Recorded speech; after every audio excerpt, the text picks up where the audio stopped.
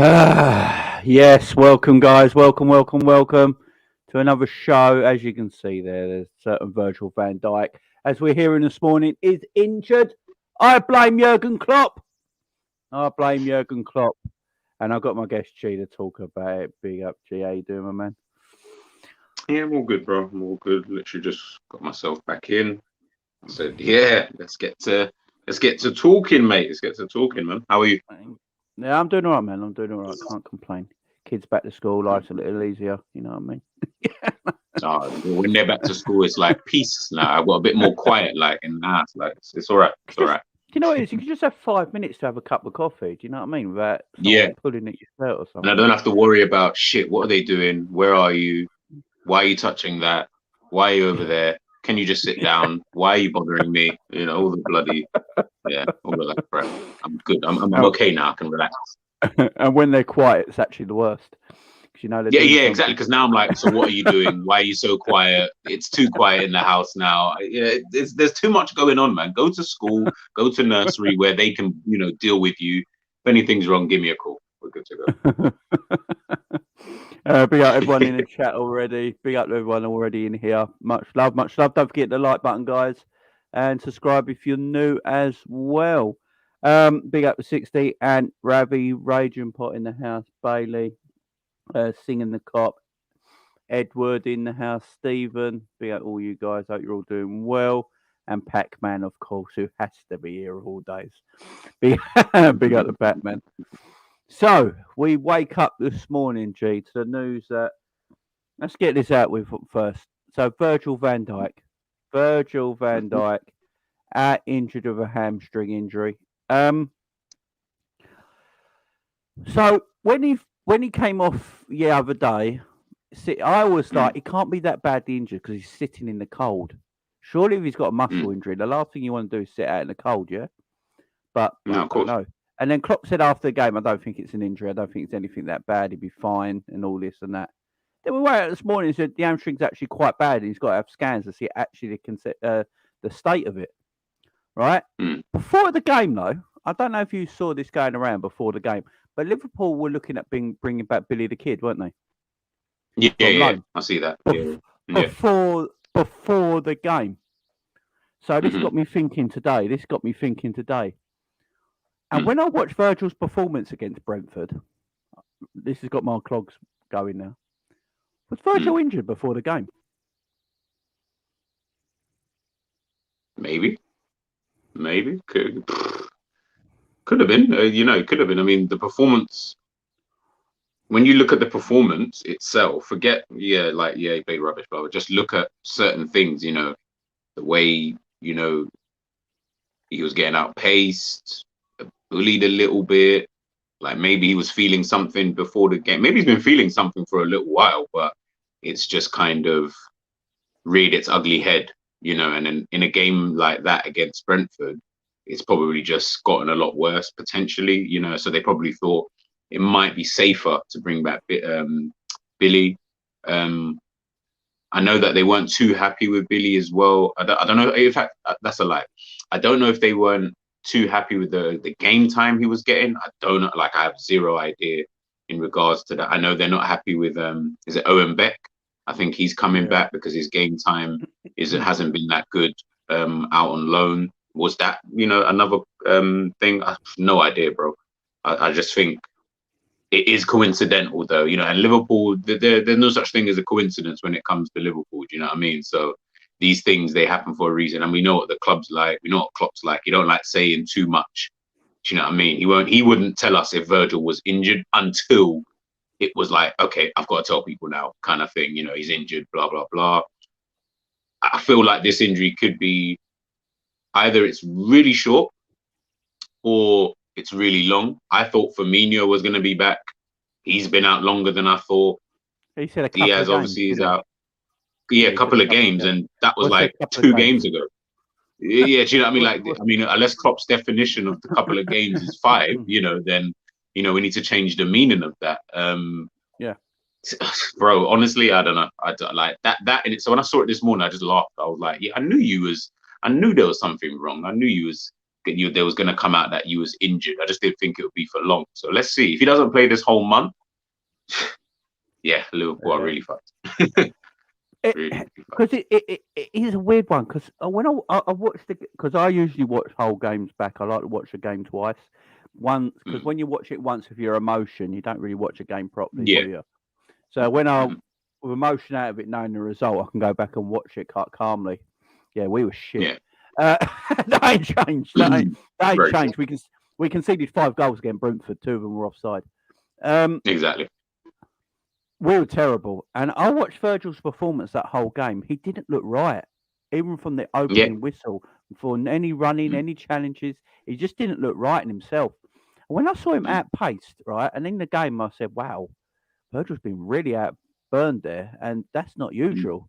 So maybe he's losing his pace. But then I went back and looked at this season, some Virgil instance this season, and he didn't look that slow as he did against Brentford. He still had the burners on. Because I think we've been commenting about it, that Virgil's pace still looks there. So well, that's telling me, did Virgil actually have a problem for Brentford? And Klopp thought, I need to put him in because Gomez is having a mare at the moment. Matic played a lot of games in a row. Kanata's just come back. I need, this is a hard game away to Brentford. I need my leader on the pitch. And don't forget, he was captain for the day as well. So Klopp just feel like, he was, I'll see if I can give him. See if we can give him a game. But if that's the case as well, why did we play the way we did and not protect him? If that's the case as well. We're going to get into it anyway, but, it's like we've been playing this way for so long.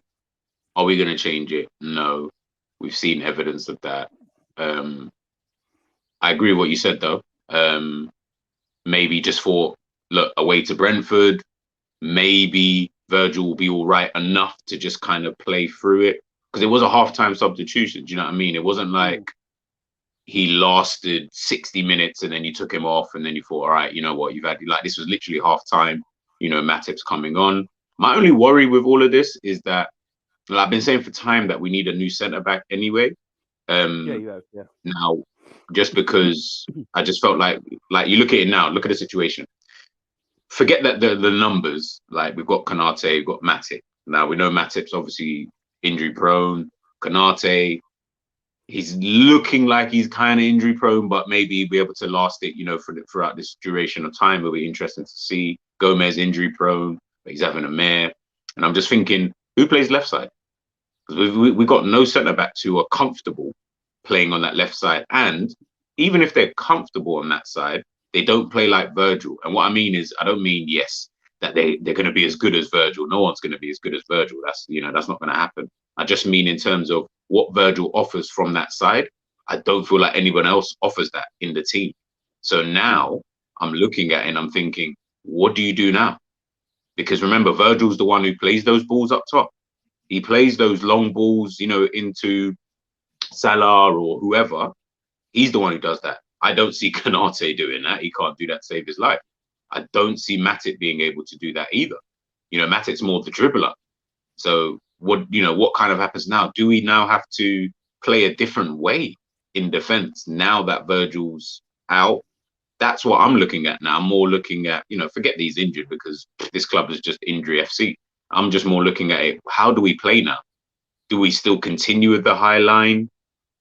Because we know Virgil's got the pace, obviously, to get back. Konate's got the pace to get back. Gomez has got the pace to get back. Robbo got the pace to get back. Do we change that now? Like, there's a lot of questions, man. I feel like every game we are asking more questions than actual answers, than we're getting answers nowadays. Like, every game seems to be we're having to ask another question. Like, it never just seems to just be, this has happened and we're right. Yeah, we can see this and we can see that. It just seems to be more and more questions after every game. So it's going to be interesting, man. It's going to be interesting, to see if he's injured and they knew about it. You're going to have to look at the two guys that we've been talking about, and that's Klopp and Lijnders. You know what I mean? So that's going to be funny. All right. Let's talk about it. And so the way we play. So Virgil, I believe, Virgil and Klopp and Pep Lijnders, as the three of them, were the ones that have originally come up with this high line idea. Because it's all to do with VAR. That's why we play it. Yeah. It's all to do with VAR. We catch more people offside since VAR was brought to the Premier League than any other team. That's why we play it, right? And also at the time, Virgil and Matip and all that, they're all quick enough, and Gomez, and they're all quick enough to play that way. But back then, we had a midfield that could play. So in this situation, we don't right now. Now, it could be, this could be a weird thing to say because he's Virgil van Dijk, but for a month or so, it could actually be a blessing in disguise if Virgil don't play. Because if Virgil's not playing, I don't think Klopp will play as high as he did. Look, when Klopp came off in the second half against Brentford, we didn't play nowhere near as high as we did in the first half. Yeah, because but the problem is, as you said, yes, Konate can play on the left. That's where he plays for France, but it's playing that Virgil role on the left-hand side of the centre backs. That's the difference. It's like you can get another number 8 to play in the Steven Gerrard position, but they're not Steven Gerrard. You know what I mean? Steven Gerrard, it's that sort of situation. So it changes your game completely because you can't play the game as it would be if Stevie was playing. You have to adapt it, right? So this is what Klopp's going to have to do. He's going to have to adapt the way we play. You can't ask Konate to play on the left-hand side and sort of play in the same way Virgil did. That's why Konate got caught out against Brentford. Because he didn't really want to be there. He weren't.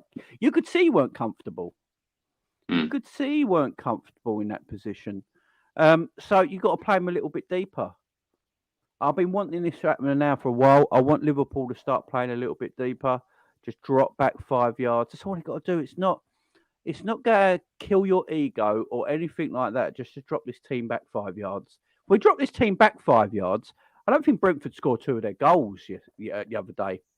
Although their goals came from corners, it came from a counter attack that came from the corner. You know what I mean? So you drop back 5 yards, you're going to start defending a little bit. Look at Newcastle, yeah. Newcastle got the best defence in the Premier League. They're the hardest team to play against, right? Because they're very, very well organised, extremely well organised. Yeah. They got good defenders though, and they haven't got bum defenders. They got very good defenders. You know, Botman's a very good defender. They got good players in there, but then also got people like Dan Burn and stuff like that, right? And they can play in a way that keeps them nice and tight at the back, but it doesn't stop them scoring goals at the other end and getting 3 points. Right? They're not playing defensive-minded football, right? People might have to look at that a little bit. Why not? This is when I call for Nat Phillips, maybe. So people say Nat Phillips can't play in the Premier League, yeah, because he's not athletic enough, right? Is Dan Burn athletic? Is Dan Burn athletic, or is he a pretty stiff defender himself?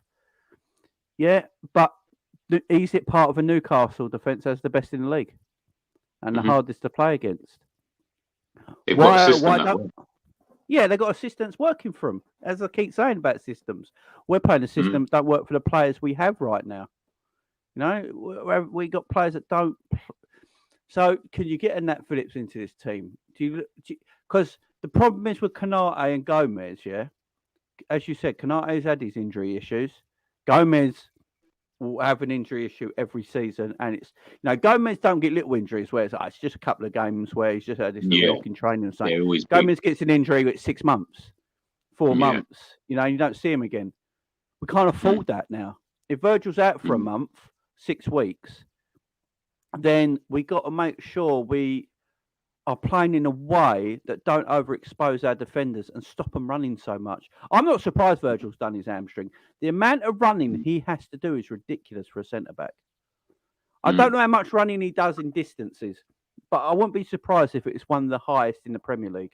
Because when you're telling a man to play at such a high line towards the halfway line and continuously twisting and turning and running back to your own goal in that distance all the time, I'm not surprised he's finally fucked up.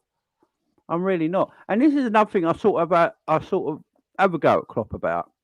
You got Virgil van Dijk, one of the best defenders in Europe, right? Had a serious knee injury, right? A career-threatening Mm, knee injury to some players a few years back.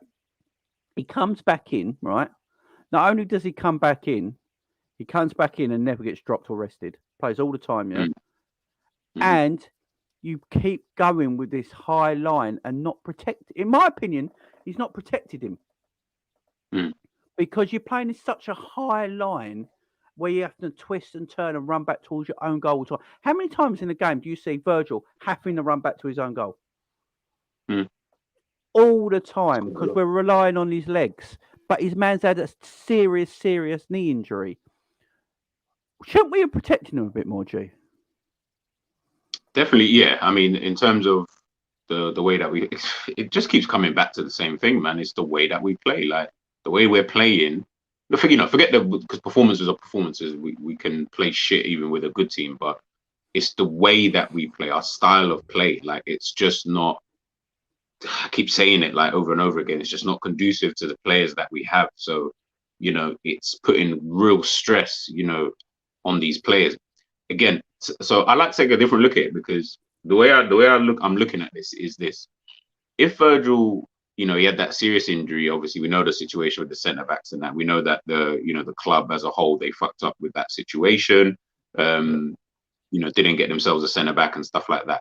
My thing is that when you did when Virgil and Gomez both did come back, these for me, you get certain opportunities to try different things, and I felt like it's like I keep saying, which is why I want an heir, if you want to call it that, but like an heir to Virgil van Dijk, someone who can play on that left hand side and do the role again, profile of player role that Klopp needs that player to do on the left hand side of the centre back position. It's like we haven't looked there and we've just kind of left it alone. And it's a bit like the Salah situation, in terms of we haven't got like an heir to Salah. So if Salah was to get injured, and forget because Salah doesn't really get injured, but it can happen. But let's say Salah's out of form like he was at the back end of last season for about 10 games.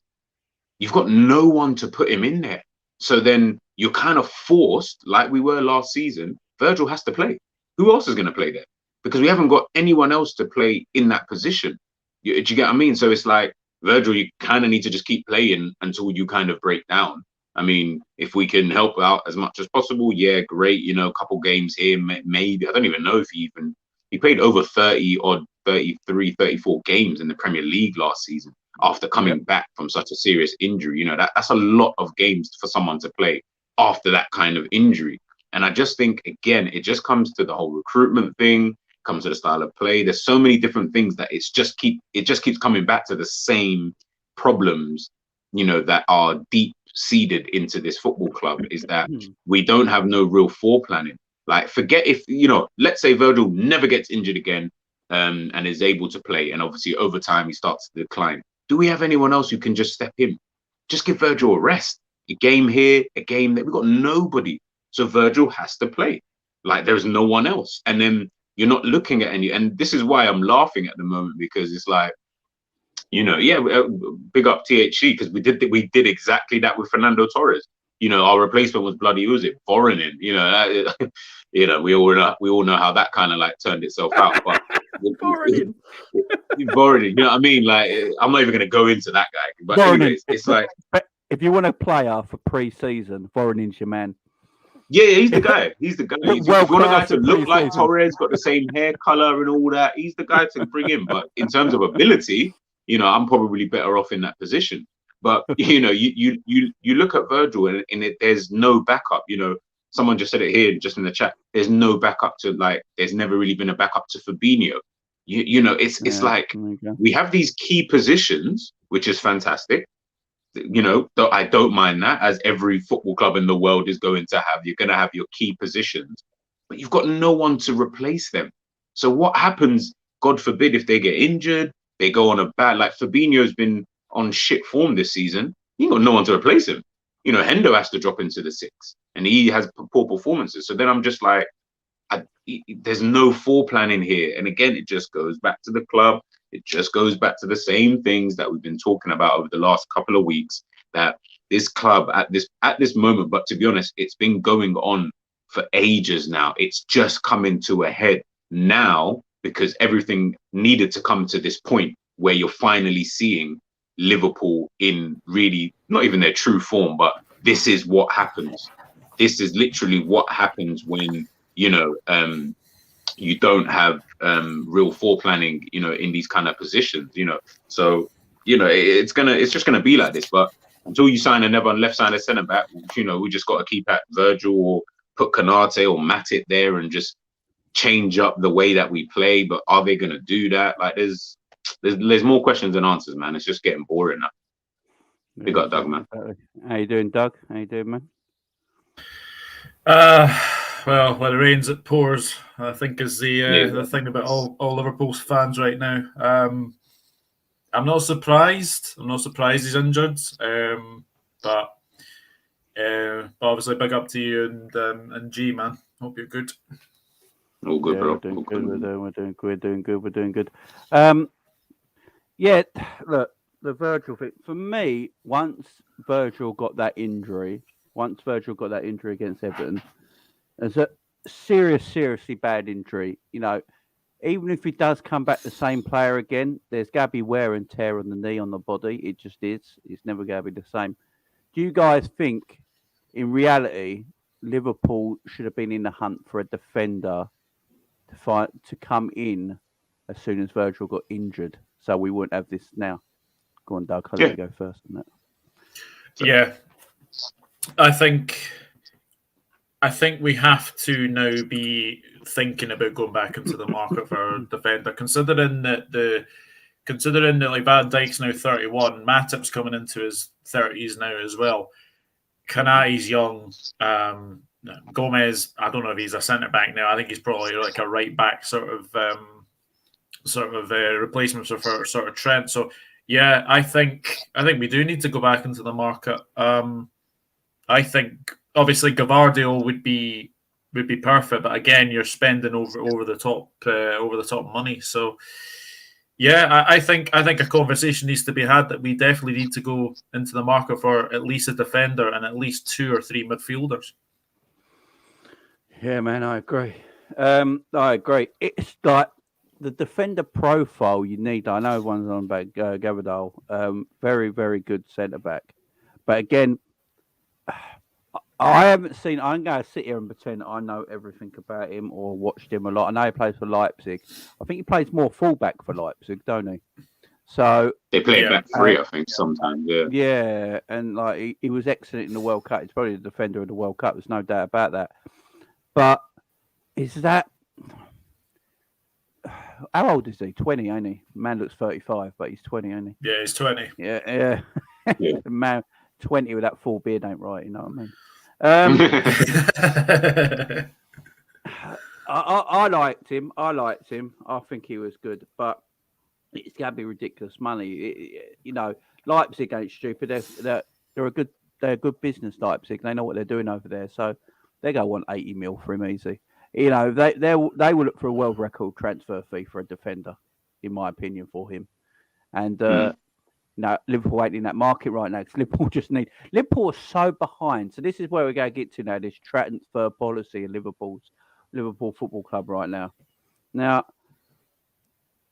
it's coming out with Matheus Nunes looks like it's going to be happening. This deal looks like it's going to be happening.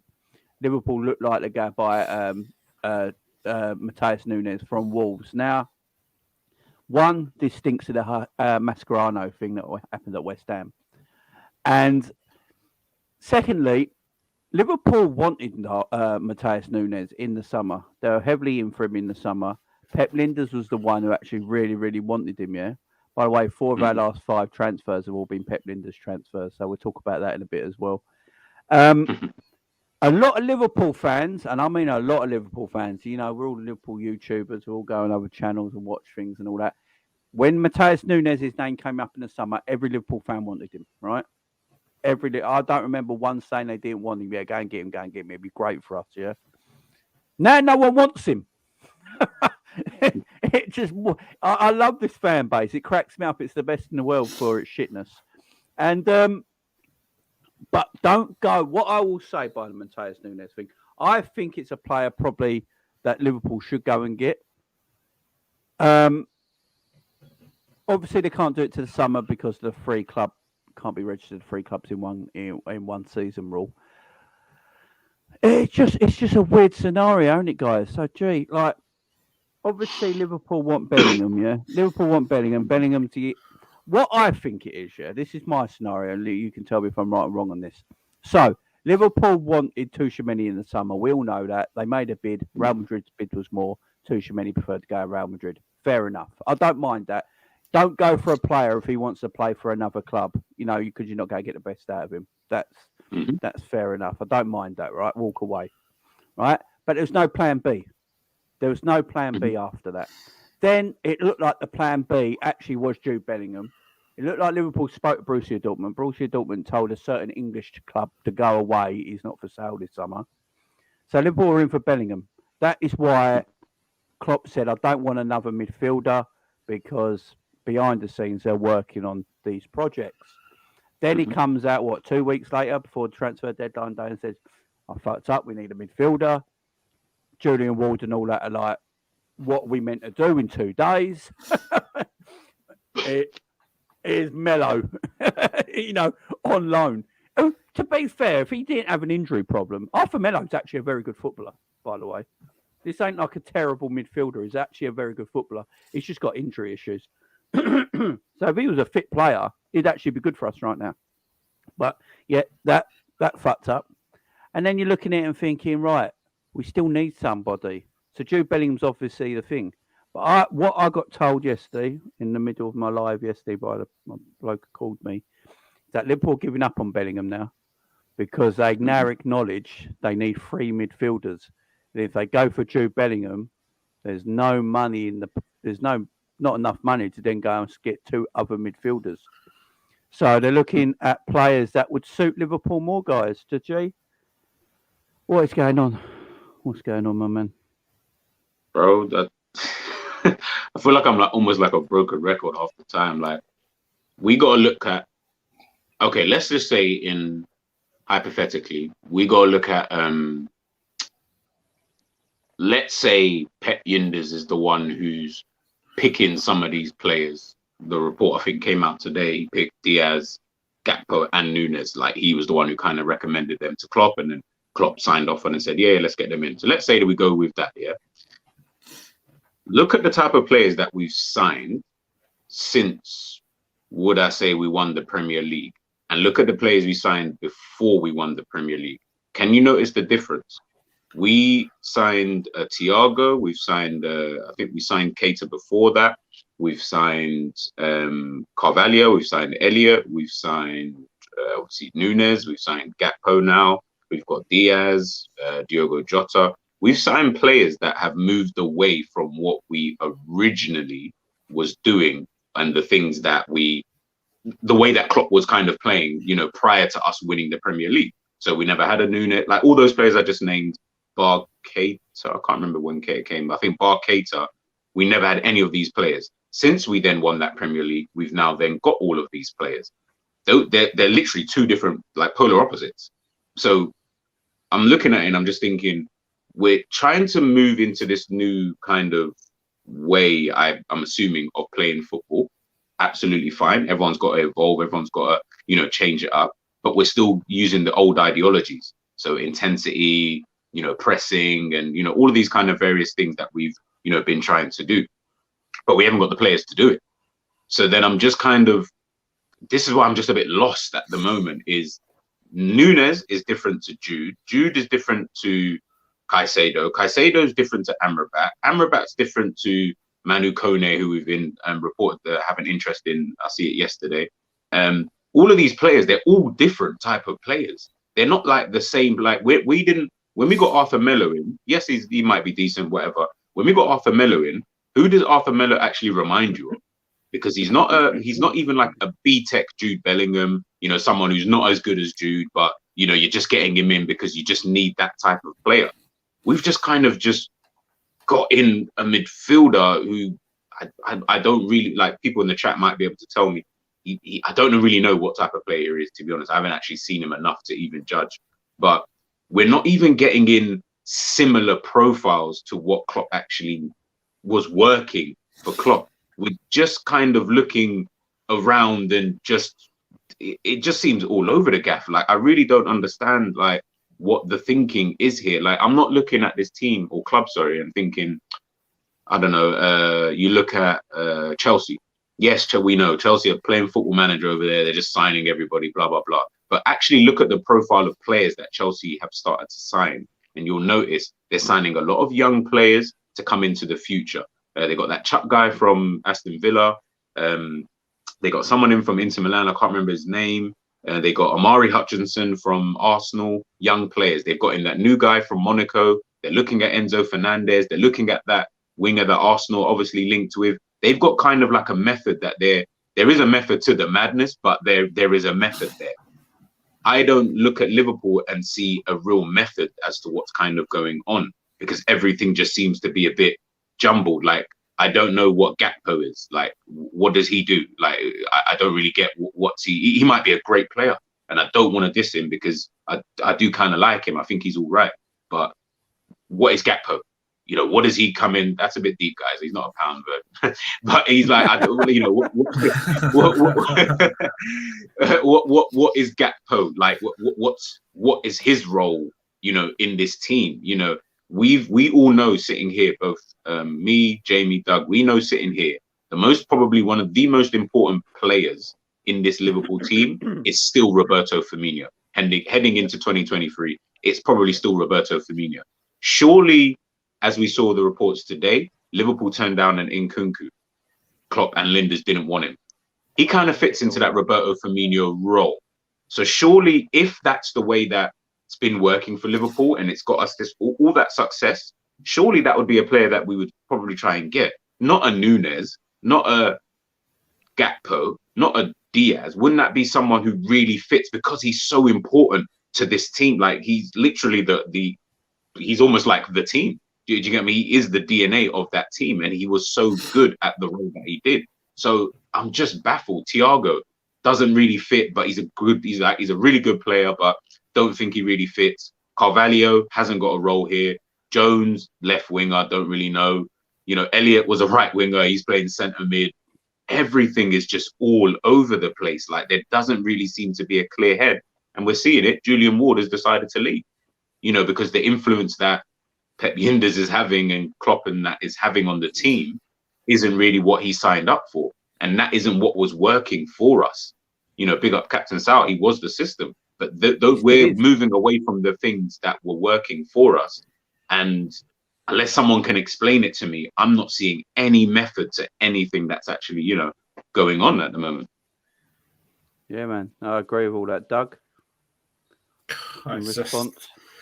I mean, I don't understand why Bellingham seems to be the sort of the end of like all the midfielders that we seem to be wanting. Like, I don't get it. Like, if he is that good, then why haven't we got him?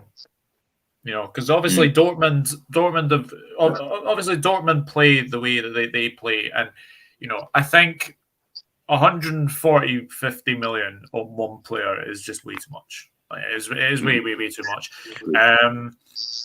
I am crying out for an Amrabat. I'm crying out for a side. Just someone to come in, because we badly need midfielders. This midfield's been neglected, I think, since we signed Thiago in 2020. Like, Thiago and Naby Keita are the only midfielders we've signed ever since then. It's just ridiculous. We just need midfielders.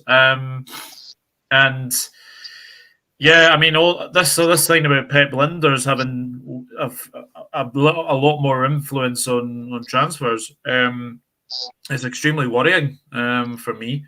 That kind of says to me, is he going to be potentially the next Liverpool manager after Klopp? It probably will be. But I actually saw some kind of interesting stat today, which actually was quite alarming. Everyone's going to be talking about that book. But I did actually see a stat that we have conceded first in 10 out of the last 17 games. Klopp in his final Dortmund season did exactly the same, 10 in their first 17 games as well. This is a big worry. And I think things are probably going to get worse before they get better. I am really, really concerned what this season. I mean, we can still salvage our season. Don't get me wrong. We can still salvage our season, get a top 4 finish. But is anyone really going into that Wolves game with a lot of confidence? I'm not. Nope. No.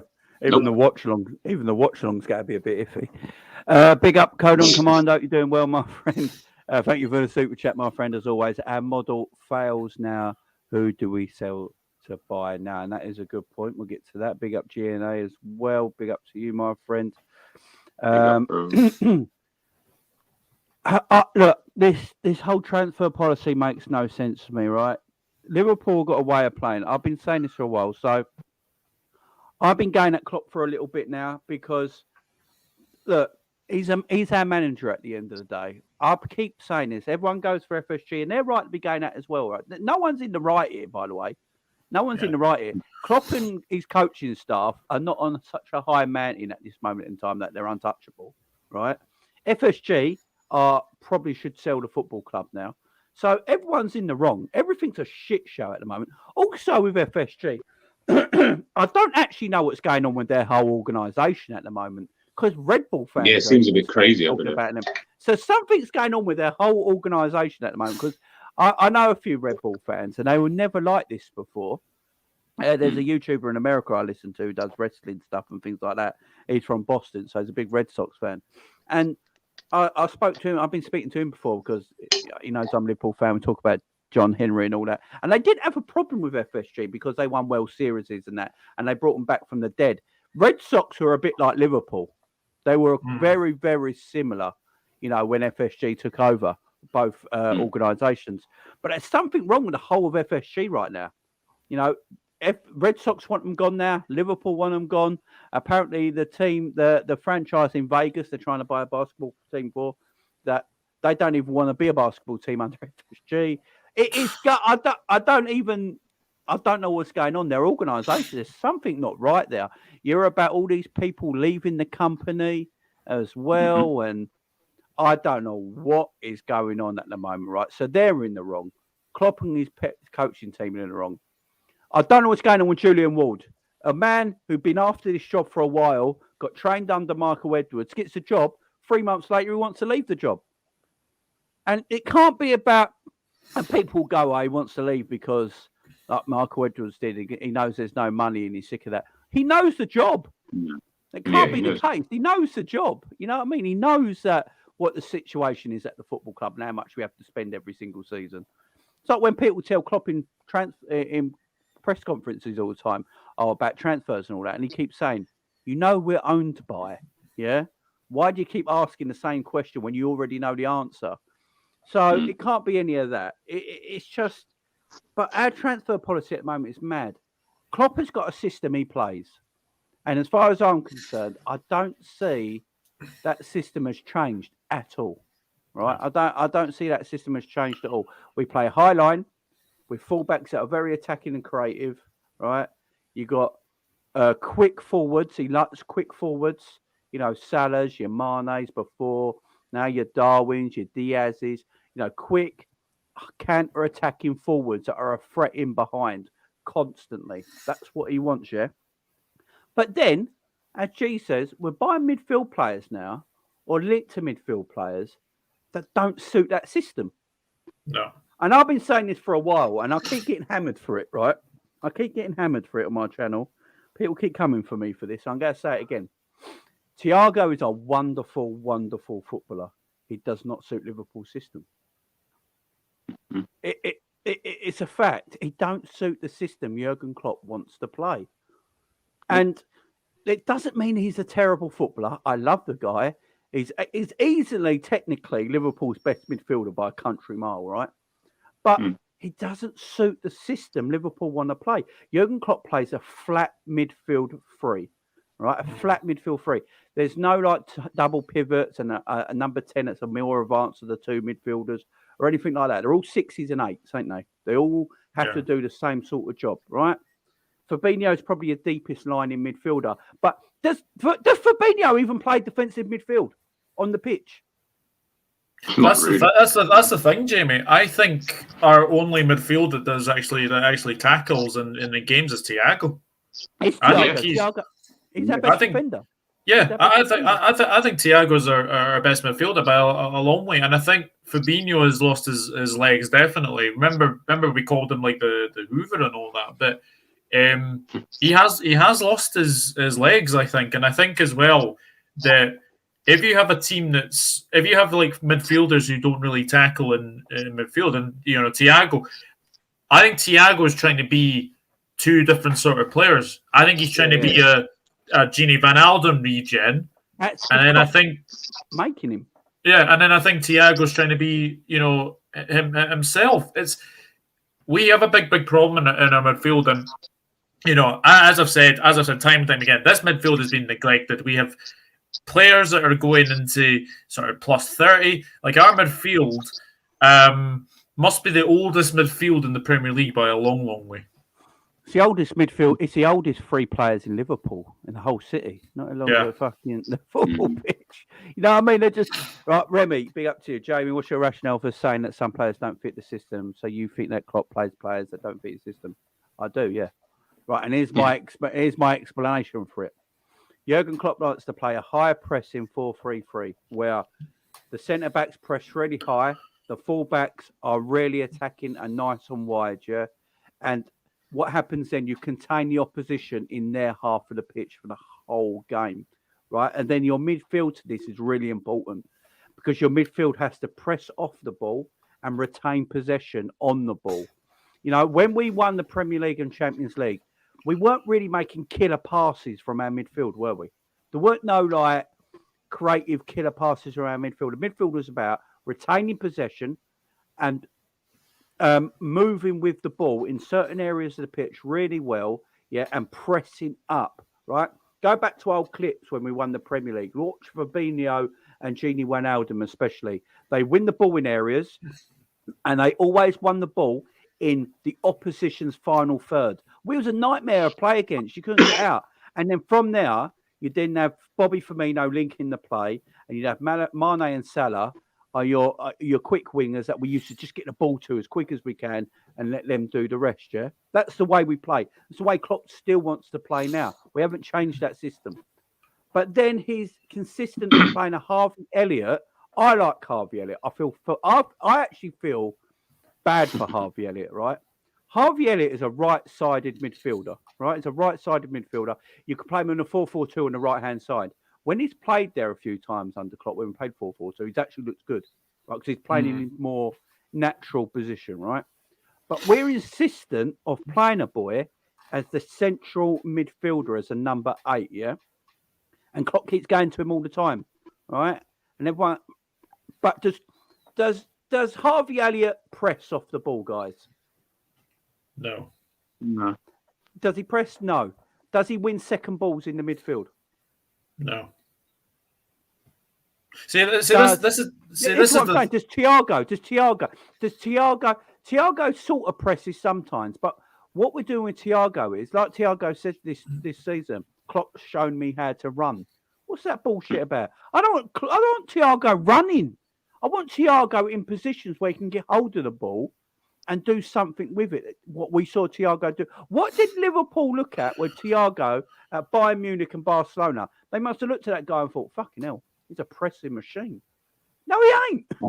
I think what Doug said, though, I agree with that. When you said it's like he's trying to be like two people at the same, like a Ginny regen, and then, because it's like he's been our best defender in that midfield. Like there's been no one better than him. He's putting in tackles, he's putting in challenges and stuff like that.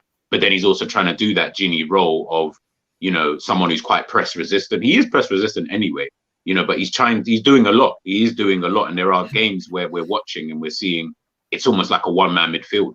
Thiago's doing everything and, he hasn't got the players around him to kind of help him out and stuff like that. But again, I agree with what you just said there, Jamie. Like, I honestly look at, like, I watched Thiago more so when he was at Barcelona. But when I watched him at Bayern a little bit, I was just like, I don't get what you're signing, because he's so used to playing in a pivot with two, like the two of them. but we play in a 3. Yeah, I mean, so, you got one. So you got your Kimmich or your Goretzkas or whoever you got, alongside him at that time, And I'm looking at him play, and I'm thinking, but we don't play that way. So if we don't play that way, you're then asking him to play. I guess you can still say it's in a 2 because he's playing. It's like 4-3-3, but you've got the defensive midfielder and then obviously the 2 in front of him. So maybe it's trying to be quite similar, but you're just taking away from what he's really good at. Thiago is a guy that picks up the ball from defense, and I don't want him tackling. I don't need him tackling because that's what we've got the tackler in the team to do. I want him picking up the ball. Fred, one of the stats that I read before he signed, one of the main things that people get, I think Sky Sports even put up, he's the assist before the assist guy. He's the one who gets you that. That's what I thought we were signing. I thought, wow, okay, we're finally going to get a guy in midfield who's going to, help us create chances because the midfield doesn't create enough. We're relying on Trent or Robbo or the front 3 to just kind of do something. So I thought that's what we were signing. But then he's kind of come in now and you're just kind of like, he's doing everything and he's trying to do this and he's trying to do that. Again, it just points to the profile of player that we've been trying to, or that we have signed or we're looking at, since we won that Premier League. It's just been totally different, but we're still trying to use the old ideologies. It's just, you can't mix the two. One of them's got to give. Either you play this technical way and you just figure out a way to play that way, whether it's possession based and it's boring and whatever it is, or you just go back to the way that you used to play. You cannot mix the two because we're seeing what happens when you mix the two. Elliot looks out of place. Carvalho, Joe, all of these guys are just looking so out of place. And it's like, you can't guarantee that this team can always play. Like when we won the league, we were just really lucky in terms of obviously playing very, very well. But I mean, lucky that we got no injuries. No one got injured. So you can play the same 11 every single week, meaning you can keep that nucleus of the team all the time. We've reached a stage now that we can't do that.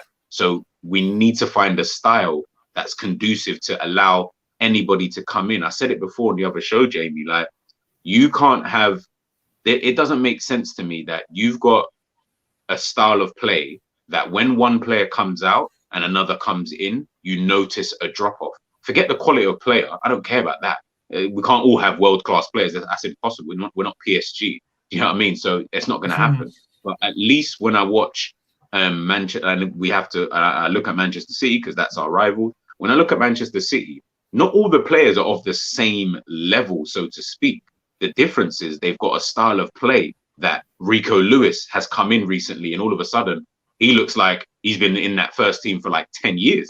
Do you get what I mean? You've got, Rodri's able to slot back into centre back and it's not really a problem.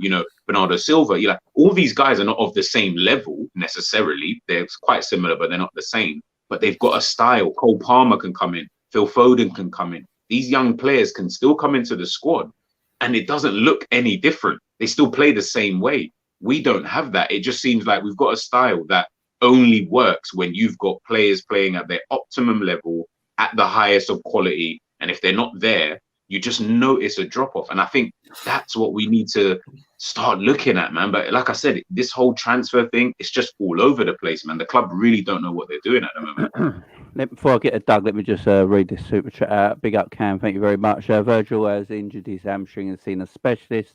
Evergy are worth $10 billion, but they need to invest. Laughed out loud. Yeah, that is true. Pep's influence is the problem. And I also said, there you go.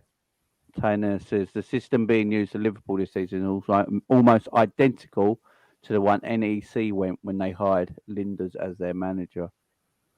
I would like to see that. Someone mentioned this before. I really want to go and check out this NEC. This is something I'll have to go and watch. So I'll have to find clips or something about it, or try and find a Dutch fan who supports them. Or I might try. And find someone who's watched them enough. If anyone knows in the chat, just send it in the chat. Like, I would love to see what they are, because people keep saying this, but I don't want to just go with the whole. Oh yeah, we used to. I don't know, because you know what I mean. I don't want to follow the trend. Everyone I might look for. I might try and find I don't know, Dutch pundit or something like that who can come on the channel and explain if they've seen it enough. Because we're just guessworking. Because if I'm watching Dutch football, I'm definitely not watching NEC. Yeah, I'm definitely not watching them. I'm definitely not watching them. I'm definitely not watching them. That's the last team I'm watching. Couldn't tell you one of their players. Happy New Year to you as well, my friend. Happy New Year to you. And the Indian Yeah. Scouts are in the house as well, as always. Big up to you. AKA Gundogan from Man City. If you haven't seen him, and it is, he looks like Gundogan from Man City. It's hilarious. Doug, your response to what G was saying just then?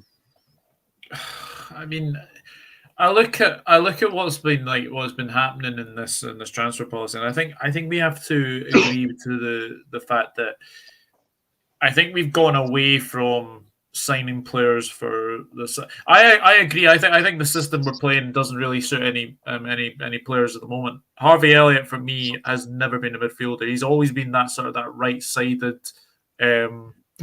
winger. It says a lot as well that Alex Oxlade-Chamberlain is playing in front of Fabio Carvalho, who is destined for the future. Like, Carvalho and Elliott are destined for the future. Now, when you're playing players like Naby Keita, who is likely to be leaving the club in the summer, I'd imagine he's going to be leaving in the summer, Alex Oxlade-Chamberlain in the summer, what does that say to Carvalho? For me, I think Curtis Jones, for me, is not good enough. And I think he's been living off that Everton goal. I'm sorry to say this, but I think he is. I know you like to have Scousers in the team, and I know that, but I think he's living off. He's living off being a Scouser. Oh, yeah. I think Jones's progression has actually stagnated, whereas Elliott's has progressed ever so slightly. And I think Jones has had a lot of injuries. I think it was a pelvic injury that he had. I think he had an eye injury as well. He had so many injuries last season as well. And I actually now think that with the VVD injury, I think now Phillips stays. I don't think he goes because there was a lot of rumours potentially about Phillips potentially, leaving in this window. I don't think that happens anymore. No, I can't. I mean, no. Look, he's got 6 months on his deal. What shouldn't get a new deal? Because Liverpool got to be sensible. Like Nat Phillips, I've always liked Nat Phillips. I think he doesn't get the credit he deserves towards the end of that season when he played a lot of football and got us in the top 4. I don't think Nat Phillips gets the credit he deserves because everyone goes on about it was more Thiago and Mo Salah that got us into that top 4. By the way, Thiago and Mo Salah will fit a lot of that season. It don't matter if you're scoring goals and controlling games of football if you're conceding them. Yeah. So you've got to give Nat Phillips some credit. We can't just sit here and say Nat Phillips did nothing. Because, by the way, that season when Klopp decided to play defenders as defenders and not Henderson and Wijnaldum, we started winning games again. But don't you? This is. I'm going to say it again. It goes back to Klopp. Isn't it? Is it? It goes back to this whole thing that with Klopp and Lynn or whoever's making the decisions, because I don't even know anymore. Like I actually don't know. Could be Klopp, could be Lijnders, who knows? But whoever's the one making decisions, surely, and a lot of fans said this anyway during that period of time.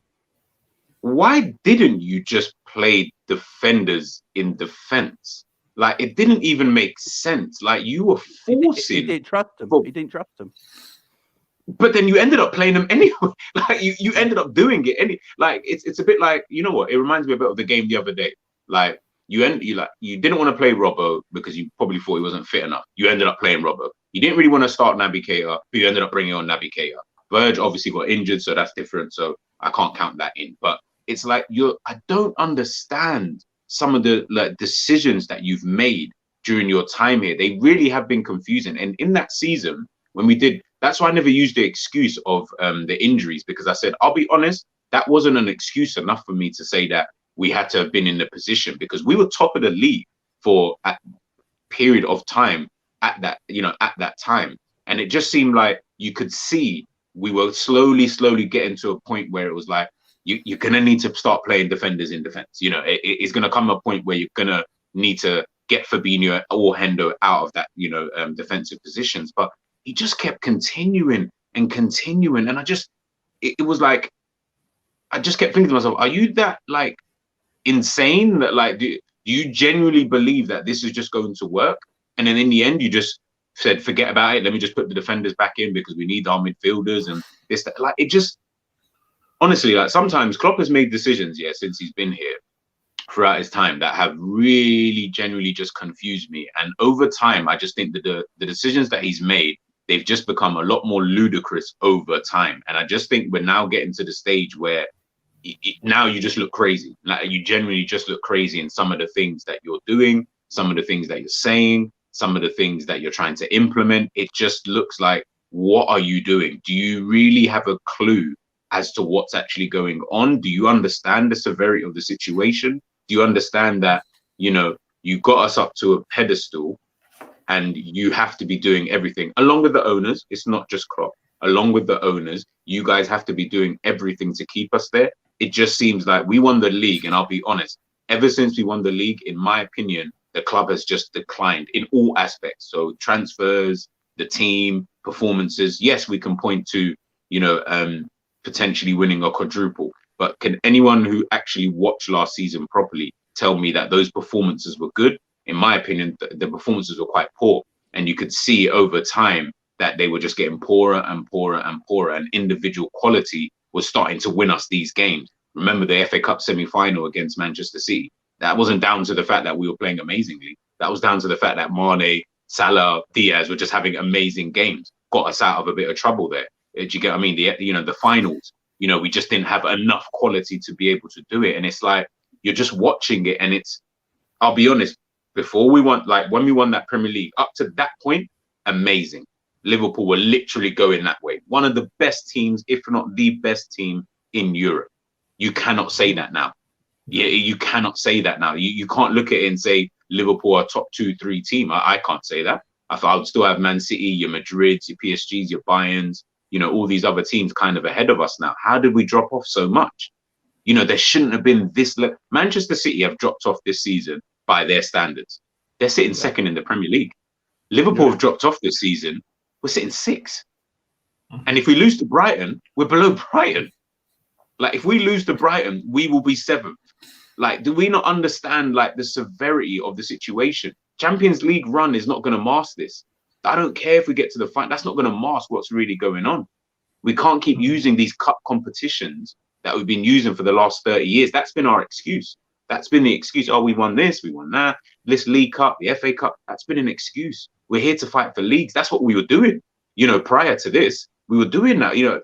That's when I was really looking at Liverpool and I thought, this could really be a period where wasn't even going to, I'm not even going to get angry if we go a season without winning the league, because we're finishing second. We're fighting, we're challenging. That's fine. As long as you're challenging, no one's going to complain. You can't win all the leagues. Even Man United didn't win all the leagues. Arsenal had their say, Chelsea had their say.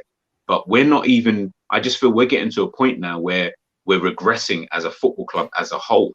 And it's everything: transfers, tactics, style, what's going on behind the scenes. We don't know. You've got Julian Ward leaving. He came in the job yesterday. What is going on, man? Honestly, what is going on? I agree. Doug, your response? Just summed it up perfectly. You spoke there about Brighton. Look at their recruitment over the past sort of 4 or 5 years. How many players can you say were sort of like big money signings? I don't think you can. Like Mitoma, Caicedo, McAllister. Like Brighton have got a better recruitment agency than we do. How does that make sense? How exactly? But I think everything you've just said has been spot on. I looked at the 21-22 season and some of those performances last season. Yes, I suppose you can say, some of those games. Yes, we were very, very fortunate to win. But the best performance of that season was probably the 5-0 against Manchester United at Old Trafford, 4-0 at Anfield. Like, when has a Liverpool team ever beat Manchester United 5-0, 4-0 a season? It's just unheard of. And okay, Man United weren't exactly the best last season, but I do think that we are sort of falling behind now, especially with Arsenal. I think Arsenal have had a bit of a resurgence. You look at Newcastle last night; they've only lost to us, and they've probably got the best defense in the league. Botman was possibly coming to us. Had we got Botman, do we maybe say that we may have been, higher up in the league? Well, hindsight is a wonderful thing, as they say, but there is a big problem, and I think off the field problems have gone on to the field problems, and I think they've just completely mixed into each other. So it's I mean, obviously, sorry to swear, but it's up shut creek without a paddle. I swear you what, man. Have you seen this channel? I was going to say, bloody hell, yeah. Swearing is the least of your concerns, mate. The thing is, I hardly swear on streams anyway. Don't. He's not the swearer. He's the least swearing Scottishman I've ever seen, to be fair. Big up Sadiq says 100% G. We haven't strengthened since we won the Premier League. Big up Sadiq. Thank you, super chat, man. Yeah, I mean, look, I'm going to read some stuff out. So, actually, before I read some stuff out, I'm just going to show you a picture. So, do we all know who this guy is? No. Is it Barella? No, it's not Barella, is it? He's Dutch. Oh, Koopmeiners. Yes. Oh, Koopmeiners. Yes. Okay. Yeah. Okay. So apparently, Liverpool are very interested in Koopmeiners. Look at the silence. That says it all. I'm gonna need someone to tell me in the chat, like, who is he first and foremost? Secondly, what type of player is he? Is he good? Yeah, the first I heard of him was the Qatar World Cup. So, yeah. The one with the weird name, Michael says. Love it. Yeah, Koopmeiners. Yeah, apparently Liverpool are very, very interested in him. He's a player that Liverpool really apparently have been scouting. I love this, that Liverpool apparently have been scouting. I mean, I don't know. I have been saying it for a while, though. And all the names that Liverpool getting linked with all the time. I said it a couple of months ago. I wouldn't be surprised if Liverpool bought someone in January who he'd never been linked to. I mean, Cody Gakpo was one. We were never linked to him. We bought him. Liverpool do this quite a bit. Get players in that we never, all the links and okay, this player, that player, and then all of a sudden this player turns up. Now, people might laugh at this kind of transfer and all that, but if he can do a job, right, in the midfield that Jurgen Klopp wants, isn't that the point of getting players that fit your system? I know people will say, I've been saying this for time now, right? I've been saying this for so long now. When Liverpool won the Premier League and Champions League, go through Liverpool's midfield for individual players. Were they as good as many top midfields in Europe? Player for player? Probably not, right? No. We all win in Premier League and Champions League with a midfield of Wijnaldum, Fabinho, Henderson most of the time. Or the Brexit midfield, which, by the way, I would take back right now. Oh, me too. Milner, Henderson and Wijnaldum, yeah? Right? Oh, that era, yes. Yeah. I would have that back right this second. You know what I mean? Yeah. I'll take Jimmy back if he's available. Yeah. He's back from injury now, so we might have to look at him to. I mean, come back. They wouldn't get in a lot of the top teams in midfield. Your Real Madrid, your Bayern Munich, your stuff like that, right? They wouldn't go for them players and put them in the midfield. But it worked for us because they knew the system. And G spoke about. I think G was speaking about this yesterday. That when you get a player, right, when you come out of the team, the player that comes in should know the system. So it don't matter like the quality. When Henderson came out of the team, and Milner came in, right? Milner came out of the team if Henderson was injured. A Keita would come in, right? But they know the system. They know what to play in that system. At the moment, we are starting like Harvey Elliott in our midfield, and this is no disrespect to Harvey Elliott, as I keep saying. He can't play the system Klopp wants him to play. Why do you think our defence looks so vulnerable to this season? It's not that all the defenders are shit, right? But if your defence is getting smashed upon, every minute of a 90-minute game, they're eventually going to crumble. No defender. You could have Brazy and Maldini back there, right? But if they're left vulnerable all the time in a 90-minute game, they're going to end up conceding goals. And also, they're going to get tired. Why are we tiring out our defenders? You know what I mean? So we haven't got that wall in front of them no more. And that's why Trent looks so vulnerable this season. Because poor Harvey Elliott is not that midfielder who can retain possession, press when he's not got the ball, counter press in the final third, put pressure on fullbacks to win the ball back. He's not that kind of midfielder. So what happens is he gets lost on the pitch, what he's got to do defensively, because it's not naturally in his game. So because he gets lost positionally defensively, Trent is then getting pulled apart because it's a 2 or 3 on 1 on Trent. Mo doesn't come back and help Trent as much as he used to now, because Mo's all about the numbers. Mo wants goals. So he's not running as much as he once did because he's conserving his energy for the final bit of the game, for the goals. And that's why I kept saying with Mo, Mo plays like a number 9 now, but on the right-hand side of our front three. He's not in the game all the time. But he gets a goal out of nowhere. That's Mo at the moment. And to me, that's what an old school number 9 does. You look at Haaland. Haaland might only have 15 touches in a game, but he gets 2 goals. And he's done his job. That's what he's there to do. He's not there to be in the game and defending on the halfway line and stuff like that, because Pep just wants him in the box. And wait. We'll get you the ball. Eventually, you're there tapping. That's what we paid the money for. And you look at Mo now, and Mo's trying to play like that, but he plays on the right-hand side.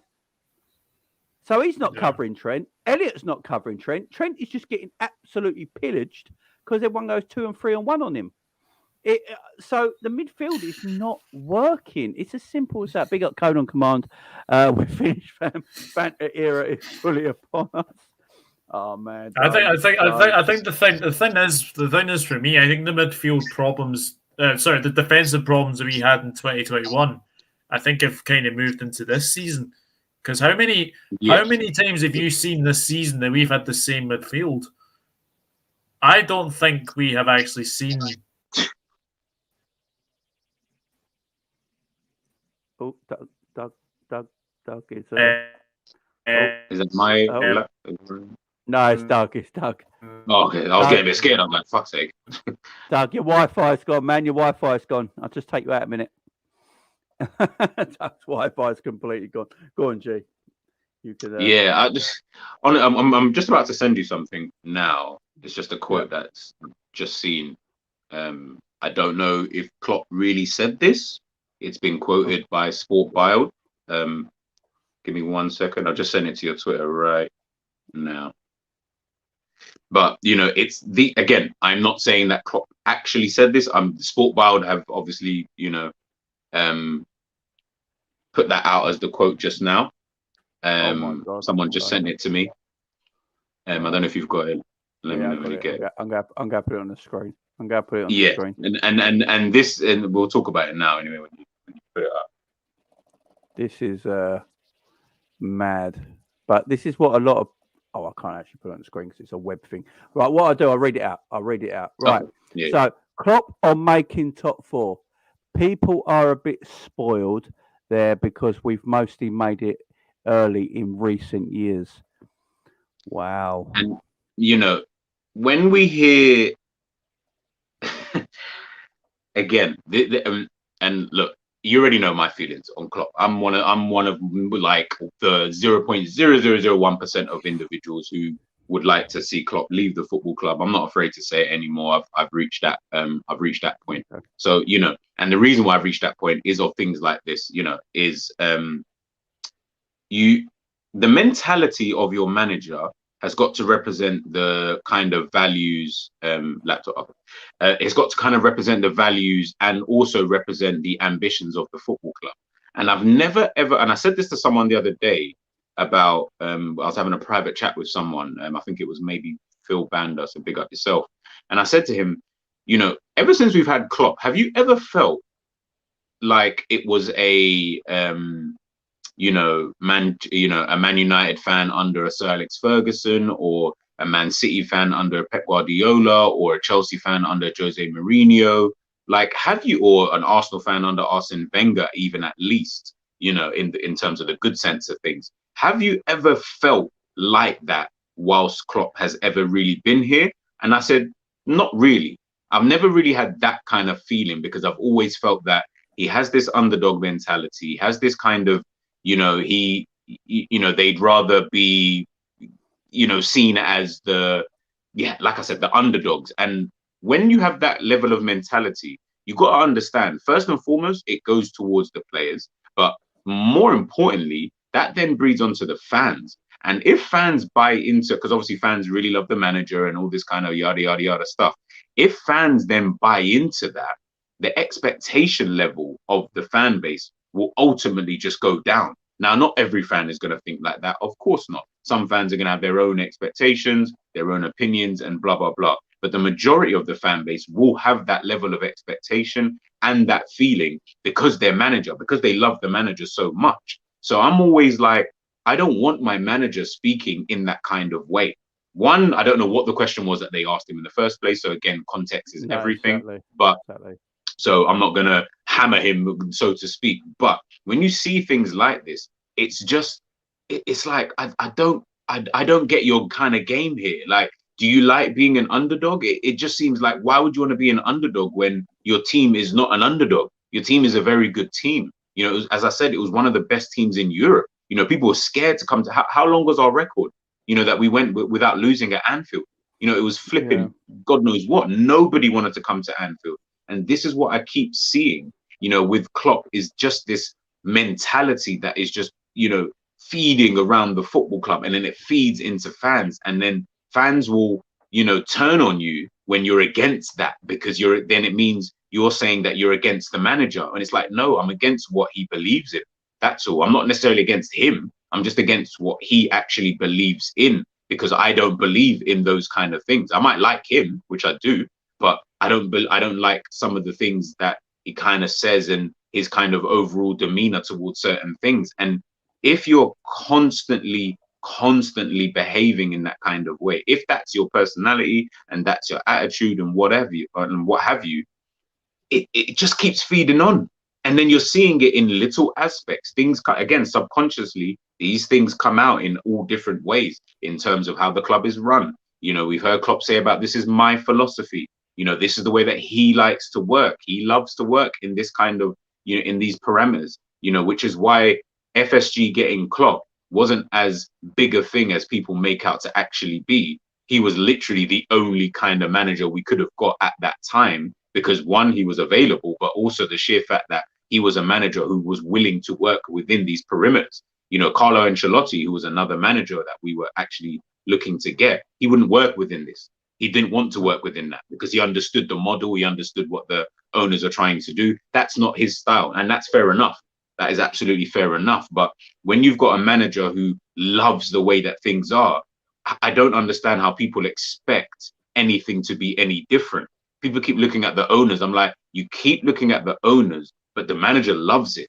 He's the one that is controlling most of these things. He's the one who plays the players. He's the one who's picking the tactics. He's the one, well, supposedly, he's the one who's, buying some of these players, again, supposedly. So it's like, I don't understand how people then get mad with the owners, but they don't get mad with Klopp. They go hand in hand, just like Pep Lijnders and Klopp, they go hand in hand. So all of that together, how does anyone expect anything to be any different? People think if we get money, all of a sudden we're going to start signing Kylian Mbappe, and we're going to get Valverde and Tchouaméni and this guy and that guy. I'm not saying that we wouldn't go for certain players. Of course we would. And I'm not saying that we wouldn't even go for players who are genuinely actually decent. But do you trust Klopp to be able to use the funds wisely enough to be able to improve the team? Me personally, no. I don't believe he's that type of manager. I believe he has his way. He has his, would I say, targets. And unless you're going to give him 500 million, to spend in a summer, then he's able to get Bellingham, Mbappe, Tchouaméni, and all these other guys, then you're not going to see, much real improvement within the team as a whole. And that is always going to be an issue. But people keep talking about it. Everyone keeps, getting onto me and saying, oh, how can you say, Klopp out and this type of, and again, I'm not saying that necessarily, like, I want him to go, but I'm not like advocating for it. But the reality is, you all in the chat, you all complain at his lineups at some point in time. You all complain at some of the players that he plays. You've all complained at his mentality. You've all complained at, the transfers and things like that. You're already saying it, but you just don't want to actually come out and say it because it seems like it's like Klopp FC around here. So no one really wants to go against that. And I'm just like, guys, you're already literally saying it without saying it. You just don't want the words officially to leave your mouth, but we all do it. We've all complained at every single bit of what Klopp has done. We've all done it. Everyone, content creators, fans in the chat, fans just in general, we've all said, why is Klopp playing this guy? I don't understand why Klopp keeps doing this. Klopp doesn't know what he's doing. His substitutions don't make sense. Why did Klopp have to say that in a press conference? Klopp, you sound a little bit deluded. All of these things, we're all saying it. So it's like, why does that then, when I then say, for example, yeah, I kind of want Klopp to leave now because I just think, we need to get a manager in who's able to take us to that next level. Is that any different from what you've just said? We've got to start understanding like context, and we've also got to start understanding some of the things that we're doing and saying, because at the same time, we're looking at Klopp at what he's doing and what he's saying. And can you honestly sit here as a Liverpool fan and say, I'm happy right now. I'm really happy with Klopp. I'm really happy with Liverpool. I'm really happy with what's going on. If you are, then, that again, that's just I guess, you're happy. I'm not.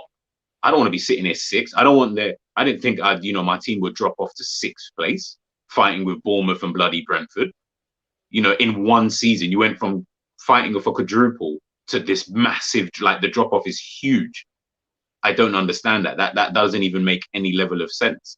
And then all the other components that I've just said then coming into play, none of it makes any sense. But that's just my opinion. To be fair, that's just my opinion. No, look, man, you go for it. You have your opinion. Like, guys in chat, it's like it's G's opinion at the end of the day. He's like everyone will have their opinions on everything based on football. Yeah, like everyone will say FSG are the ones to blame. Some people will say it's Klopp's the one to blame. Some people will say Pep Lijnders the one to blame. Some people will just like our fan base is a bit torn at the moment. There's no doubt about it. Our fan 100%. base is a bit torn at the moment. You got people that hate FSG so much that they see no blame on Jurgen Klopp whatsoever. Nothing's down to him. It's all down to FSG not giving them the players to perform, which is not really the case because it's not like we haven't got players that can perform better than what we're doing right now. You know what I mean? That we can't sit here and go, you got Alisson, you got your Virgils, your Matips, your Canates, your Thiagos, your Fabinhos, your Salahs, your Darwins, your Luis Diaz's, your Jotas, you Caters, Harvey Elliott's, whatever, Trent, Robbo, Simicast. We got players, man. Players should be doing better. There ain't no doubt about that. But also the coaching has to be better as well. And when the coaching's not good enough, there's issues and it needs to be called out. Now, some people will be like, I don't particularly want what my state on the old Jurgen Klopp thing is, yeah, right? Love the guy to death, right? He's my favourite Premier League manager for Liverpool. No doubt about it. I love the guy to death. I really do. But at this moment in time, him and his coaching staff this season have been poor. And we can't keep saying it's because of FSG. Yes, they're part of a reason, but not 100% the reason. Because I don't remember anyone praising the owners when we won the league and Champions League, by the way. It was all Klopp, apparently. It was all Klopp. He made miracles. And as I keep saying, he didn't run miracles. With the squad we had when we won the Champions League and Premier League, I expected us to be in contention to win them trophies. So it's not like he performed miracles then. Performing a miracle would get a second in the league this season with the way the squad is. That's a miracle. Literally. But the team we had when we won the Champions League and Premier League, I would expect us to be challenging for them trophies under Jurgen Klopp, especially. So we can't keep saying that. And yes, FSG in the wrong right now. I'm not sticking up for FSG at all. They're completely and utterly in the wrong right now. They're not investing enough. But so's Jurgen Klopp and his coaching staff. They're in the wrong as well. Plus, we don't know what goes behind the scenes at this moment in time, which we're going to come to in one moment. What I'm going to do, I'm just going to read out a few super chats, and then we'll get to that next point. Big up Doug. He's just before you read them out. It's just because I can see the chat quickly, guys. Just quickly, I'm not saying that if we get a new manager, all of a sudden Liverpool are going to turn into this Manchester United of the the 90s and the noughties. I'm not saying that. I have zero idea of what is going to happen. What I'm just advocating for is just for change, because at the moment we are keeping things the same and nothing is getting better. The only thing you can then do is to change, because you don't know what's going to happen. If you keep things the same, if they stay the same, then we're just going to keep being the same, which is what's happening at this current moment in time. I'm just saying potential change might work. It might not work. I'm not a psychic. I'm definitely not a psychic. I wish I was, but I'm not. So unfortunately, I have no idea what's going to happen. But I'm all about change, because I believe that change actually might be for the better. We all know Klopp's got to leave at some point in time. So guys, start getting used to that first and foremost, because if you're scared now, you're going to be scared in 2026 when you leave. But yeah, sorry, that's exactly. Code on Command says Klopp/Pep is getting stale like Wenger 2.0. I think Carragher made sort of allude to that in the game the other day, didn't he? After the game. Big up Sadiq. I found the super chat, man. It went right past me. No midfielder since Genie left except Thiago's crap. Yeah, exactly. Facts top G. Oh, we've got a Andrew Tate fan in the house. I'm not going to comment on that. No. That is one divisive character right there. Big up Gang and Deep. How you doing, man? I hope you're doing well, Gang and Deep. When people debate Prem managers, Klopp will never reach Pep and Fergie and Mourinho. They're obsessed with winning. Klopp, like Wenger, happy to compete.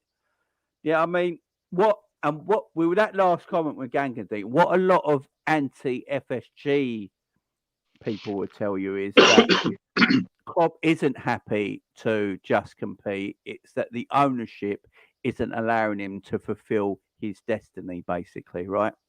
And with our say on that, if that was the case, why would he sign a brand new contract at Liverpool Football Club? Exactly. If I feel I can do better and get better out of what is happening in my job right now, and I've got my contract coming up, I've only got a year or two to run on my original deal, and I'm looking at it and thinking it's been a great time here. I've really enjoyed it. We've won things, we've done things together as a club, or wherever it is. But the team might be getting a bit stale now, and I know the owners aren't going to invest the way apparently I need to invest to make myself great again. I'm going to move on. I've done my bit. I love the club. It'll always be in my heart and all this stuff. And you move on. No, he signed a new contract, and he was happy about doing it. And not only did he do it, he made sure all his staff signed new contracts as well. That's the thing we can't forget here. All his staff signed contracts as well. And I know a lot of people said, "Oh, his wife made him sign it because she loves Liverpool." That if my wife loved Liverpool, but I hate the job I'm in, I'm not signing it just to keep her happy. She'll go where I go because the money's coming in. Do you know what I mean?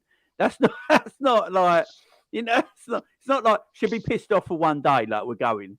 But it'd be like, look at my bank balance. Come on, it's happy days, Let's not do this. If Klopp really just signed to stay at Liverpool Football Club to keep his wife happy, then we are fucked. What are we, wife FC? No, that can't be the case. Wife FC, long-standing interest FC. yeah. No, that one's more accurate. Yeah. It's just stupid. I think people believe too much what they hear all the time. Klopp uses sarcasm quite a lot.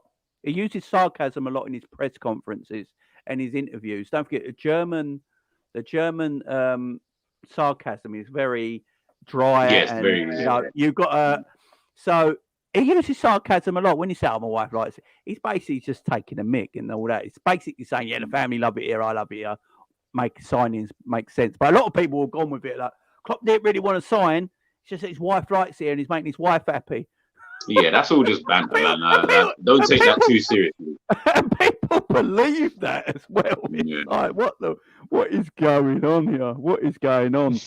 But look, there's some things that have come out today that I'm going to read that as well. It got me worrying a little bit. I ain't gonna lie. Let me just get these up.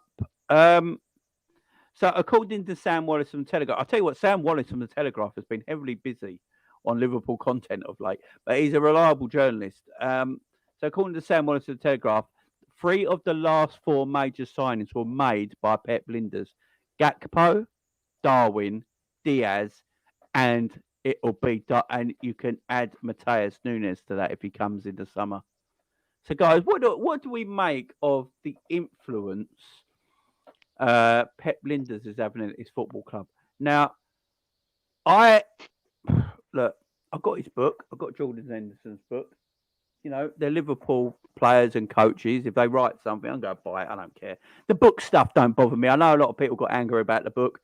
There's honestly nothing really in the book. That he wrote a book of the year that we were successful. Big up to him, whatever. I don't really care. I don't get, angry with it as a lot of do. Jerry, big up to you, man. Jerry, if you're free and you want to come in, just let me know. If you're not working, if you've got a time off for an hour or something, let me know. You can come in, my man. I'll send you the link. Let me know. I'm not bothered about the book stuff. Really ain't. I don't give a shit. I got them. I don't care. But everyone forgets. I think people forget that Pep Lijnders was Jurgen Klopp's chief scout when he was at Liverpool Football Club the first time round. Pep Lijnders is the one who scouted Robbo for Liverpool. You know, he was scouting Robbo and Hernandez at the same time and said Robbo would be the better player for the system we want to play. Who's in that? What, Theo Hernandez? Yeah. The other brother. I mean, the one who got injured. fair enough.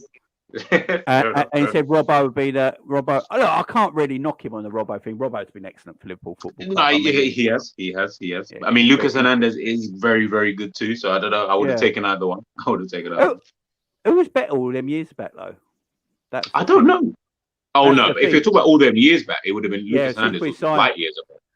Yeah, I mean Robbo for Liverpool football. This is the thing though. Some players might be better than other players, but if they don't suit the way you're going to play, there's no point buying them at the end of the day. Yeah, 100%. Paul Pogba is a better midfielder than everyone we got apart from Thiago, but he wouldn't suit the way Liverpool plays. So what's the point of buying him? Do you know what I mean? It's these sort of scenarios.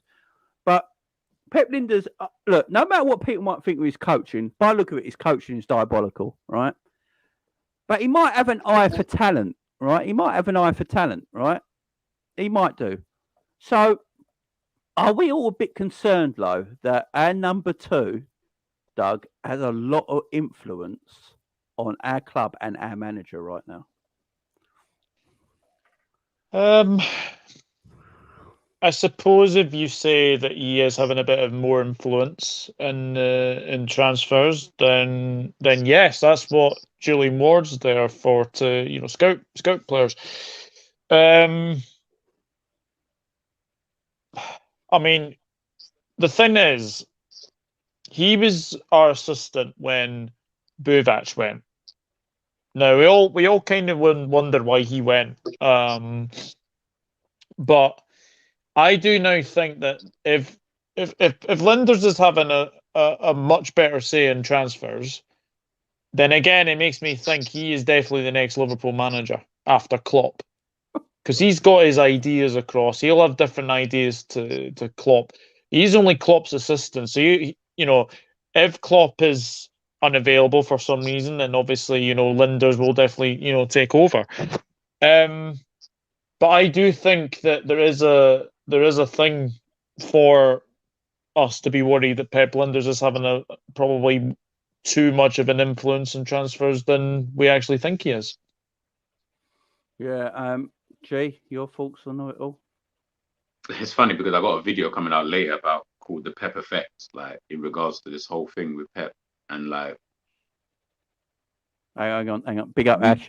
Now, it probably never a scout, but he worked on the scouting department with Barry Hunter and players. Like, don't forget, we had more than one scout. Barry Hunter was our main scout, but he worked with the scouting department. He sort of like was the one who was getting the reports from the scouts, and then he would be the one who works out the reports. He'd get the reports, and then was the one who decided to take it to Jurgen Klopp. Yeah, so yeah, you're right on the thing, like a chief scout sort of thing, but worked in that department, got the reports, and worked out what ones to give to Klopp and say, this is what Barry's been like. This ones we think, yeah. Big up to you, Ash. Thanks for the super chat, man. Go on, Jay. No, and to be honest, exactly what you just said there. It's like we're acting because Liverpool are doing poorly. That we need someone to blame. We need something to blame. We're acting as if Pep Lijnders hasn't had influence in what Klopp has been doing more or less since he got here. Where we're acting like all this influence is brand new. It's not. He's been having the same. Maybe the level of influence, kind of upped itself over the previous years. I don't know, but he's had this influence on Klopp and the team for quite some time since he kind of, got made the assistant coach. So in that regards, I'm like, I don't understand why as soon as Jamie Carragher mentions it, all of a sudden everyone's kind of, jumped on that bandwagon. In regards to the book, now it's a book at the end of the day that he's come out with. It's a book that's it's not a self-help book. So you're not supposed to read it and then take certain, you're not supposed to live your life by this book. And it's like, yeah, you got to live life like this and etc. etc. What I take from the book itself, because I remember doing it during the book club on Sam's show. What I was taking from the book was, again, it's all subjective and it's all just whatever your perception is. But I'm looking at certain things that he was talking about in regards to the things that he does in training, the way that he integrates with the players, the way he is around the club, and just what his kind of role, because that's what he kind of described in the book itself. And when I looked at that, that's where I was like, there will come a time where one that wouldn't work anyway, because you'd eventually have to take over as the manager because of what you're actually, of all the roles that you're actually doing, but also how much Klopp really trusted Pep Lijnders. Like, that's what I took from there, was that he trusted Pep a lot, and he takes his advice, he takes all of his recommendations and all these kind of things. So if he takes all of these things, you're looking at it and you're thinking, okay, Klopp's the one who has the final say, but it's like a manager who's never really in the building. Do you get what I mean? It's just a guy who he signs off on all this stuff, but Pep's the one really running the whatever behind the scenes, and the manager's just in his office and he's like, yeah, I'll sign this piece of paper to kind of, confirm this. I trust you, which is fine. You can have that level of trust because he's your assistant coach. You're going to have that level of trust. But I'm just looking at Pep and I'm just thinking, we're seeing reports now, we don't know if it's true, that he was the one who wanted to sign the Diaz's, the Gakpos, the Nunes's and stuff. Like, he recommended them to Klopp and then Klopp agreed, and then they obviously signed these players. So the Carvalhos, the Elliots and stuff like that. If he's the one signing off on all of these kind of things, or if he's the one recommending them to Jurgen Klopp, then he's the one who's trying to shift us into this new pattern of play. But it then seems like there's a battle, because then you're seeing Klopp still trying to stick to his old ideologies. If he's still trying to stick to his old ideologies with Pep's players, the two are not working. And you're seeing that now coming in our faces at this present moment in time. So that's where I'm just a bit like, there needs to be maybe a clearer structure of how things are done. But the way that people are going on about Pep Lijnders now, I'm just like, he's always had this though. So you're getting onto him now, but he's always been like this. Do you get what I mean? Like, Jamie Carragher opened his mouth and it's like boom, boom, boom, boom, boom, boom, boom, boom, boom. Everyone's getting onto him. I'm like, but he's always had that. So what's changed in the 2 days that we've seen, that interview and stuff like that? But I don't know. Man. Big ups. Would you say that you reckon? And hi everyone, by the way. Big up to you, my man. I literally just come from downstairs, just chat to my boss, and then come back to the chat, and I actually paused it. So the chat's still going, and then I saw a link, and I was, well, shit, let me just. And then I'm here. So yeah, do you think that Pep is being prepped to take over from Klopp? Because it's been, the whole thing around with what's his face leaving the job after being ESK, after Ward, sorry, I'm talking about, like coming in like I said, literally last week, and then turning around and saying, right, shit, I'm gone. Do you know what I mean? And obviously his job was to do with transfers and all this sort of stuff around with Pep. Now, liking Gakpo, but we weren't linked to him, and next thing you know, we gone in for him and got him. The same with Diaz. We weren't really even thinking about looking at getting a player like Diaz, and next thing you know, they said, but we can't really tell what they say, that they were looking at him for the summer. But again, we've been screaming out for midfielders from time, and what I was saying earlier and what you said earlier on, 100% agree with. Even the stuff, even I'm not Klopp out, but I can't fault what you said and how you structured it. It makes sense. Do you know what I mean? I've been a Liverpool fan, 40 years. Do you know what I mean? Like, so, it's a long time. So I remember the hurt. I remember what it's like not winning. I remember, watching even Arsenal beating us to the punch and all this other stuff. The Chelsea rise, the Chelsea fall.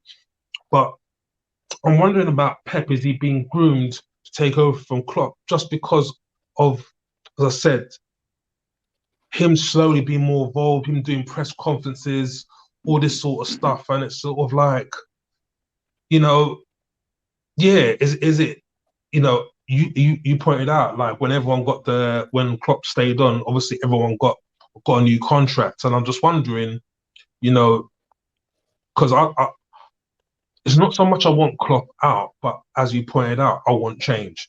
Do you know what I mean? We haven't strengthened since, it was Fergie turned around and said, like, when you win a Premier League, you strengthen so that you can go on again the next season, and we haven't done that. Every summer we've looked forward to the summer thinking, we're going to strengthen, we're going to get this, we're going to get that, and we get a haul, basically. Do you know what I mean? Thiago, we didn't want Thiago. Thiago was a great buy. Do you know what I mean, for quality, but we didn't really want him, and we didn't replace Genie. And then that's where I think the downfall has come. We didn't replace Genie for a like type of player, and we've just been slowly declining from there. And it's been painful to watch. I've got a group chat with some of my old schoolmates who support Liverpool, and so we've been chatting there. And over the last couple of weeks, there's been some huge debates, but mainly a lot of people have been, no one said Klopp out, but everyone's been like, well, Klopp, what are you doing?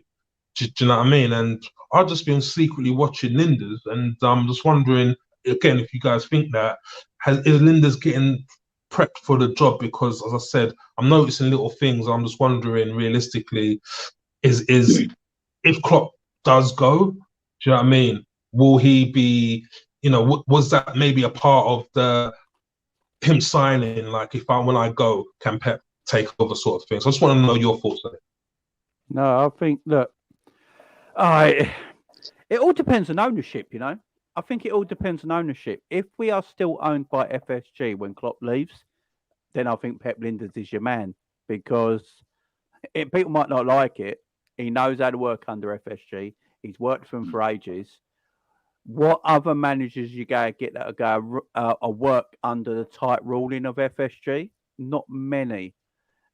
He's worked under Klopp, so he knows the way we play, and he'll carry on the same tradition on the way we're playing now, which is not great. But I can see that being the case if we still have the same ownership. If we have different ownership, depending on who the owners are, they're cutthroat with Klopp leaving, and we got money and they're cutthroat owners, they will go and try and get the best manager out there. There's no doubt. I think it all depends on ownership. At this moment in time, if Klopp left at the end of this season, Pep Lijnders would be in charge because FSG is still around. But I do honestly think it is all an ownership, because I don't know anyone who would come in at that level of management will work under the had tight FSGR with their recruitment and their infrastructure and their investment. You know, a manager would want to come in. Pochettino would be the only one. I think he would literally be the only one, because he's a bit of a yes man, ain't he? And I think he would probably be the only one I can think of that sort of top end of management that would come into the situation. And if that's the case, Liverpool might weigh up and go, we'll just keep Pep. And you look at the way everything's happening, right? As you say, Klopp lets him. What number 2 takes the press conferences for League Cups? What other number 2 takes press conferences? You hardly ever hear from anyone's number 2. Sometimes you do if the manager don't want to talk to the press. Like after a game, they're so pissed off, they tell the number 2 to take the interview. But Klopp, like Pep, literally does the cup games. You know, literally does the cup games, and I've never seen anything like it. He has a lot of influence. Obviously, people say, he takes all the coaching, all the training. Well, that's meant to be the case. You're meant to take all the coaching and training. Is that his book? I see in the background there, Jamie. Yeah, that's his book, man. Yeah, man. With my own merchandise, of course. But yeah, I like the book's an all right read to me. I don't, it don't bother me. I don't be up Jerry as well. I don't look the book to me. I'm not bothered. I just the book is a read. I buy anything Liverpool merchandise. It don't matter who makes it. You know what I mean? I will read a book. I've actually read worse Liverpool books, believe it or not. So yeah, I'm not bothered. I'm not bothered by it. But say your thing. Yeah. If FSG are still owned as a Liverpool Football Club when Klopp leaves, Pep Lijnders will definitely be the manager. Just obviously speaking of owners, I'm not sure if anyone's seen this, but David Gould's passed away. Has he? The West Ham owner. He's just been announced by West Ham that he's passed away after a short illness. Oh, fucking hell. All right. Rest in peace, man. Rest in peace. Yeah, rest in peace to him, my man. Rest in peace to him. That's a big Ann Summers thing he's leaving behind as well. G, what do you think? Yeah, I think it would make sense to put Pep in charge. Everything you said literally just makes sense. He knows the club, he knows the team, he knows the players, he knows how FSG work. Why would you outsource to anybody else? That wouldn't even make sense anyway. It would just make more sense to just keep someone who he's already been prepped as well in terms of he's doing interviews. If he is the one that is, kind of doing our tactics and training, like he's doing everything already.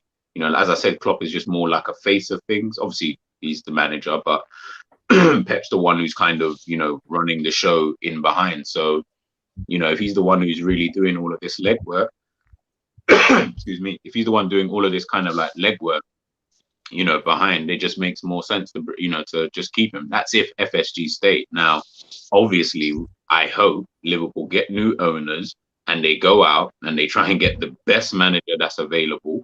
And then we start trying to go for, it's just my opinion, but just different type of players and playing a different type of way. But obviously, forget even the way that we play and stuff like that. It's just the best way that the best manager out there who can utilize the players that they've got and get a style of football that works with the players that they've got. Because at the moment, the manager that we have cannot use the players that he's got currently, and he hasn't been able to find a style to use. Like you put up a comment there just a minute ago about Klopp talking about transition, or I can't remember the full thing, but someone just put up there about transitional period and X, Y, and Z.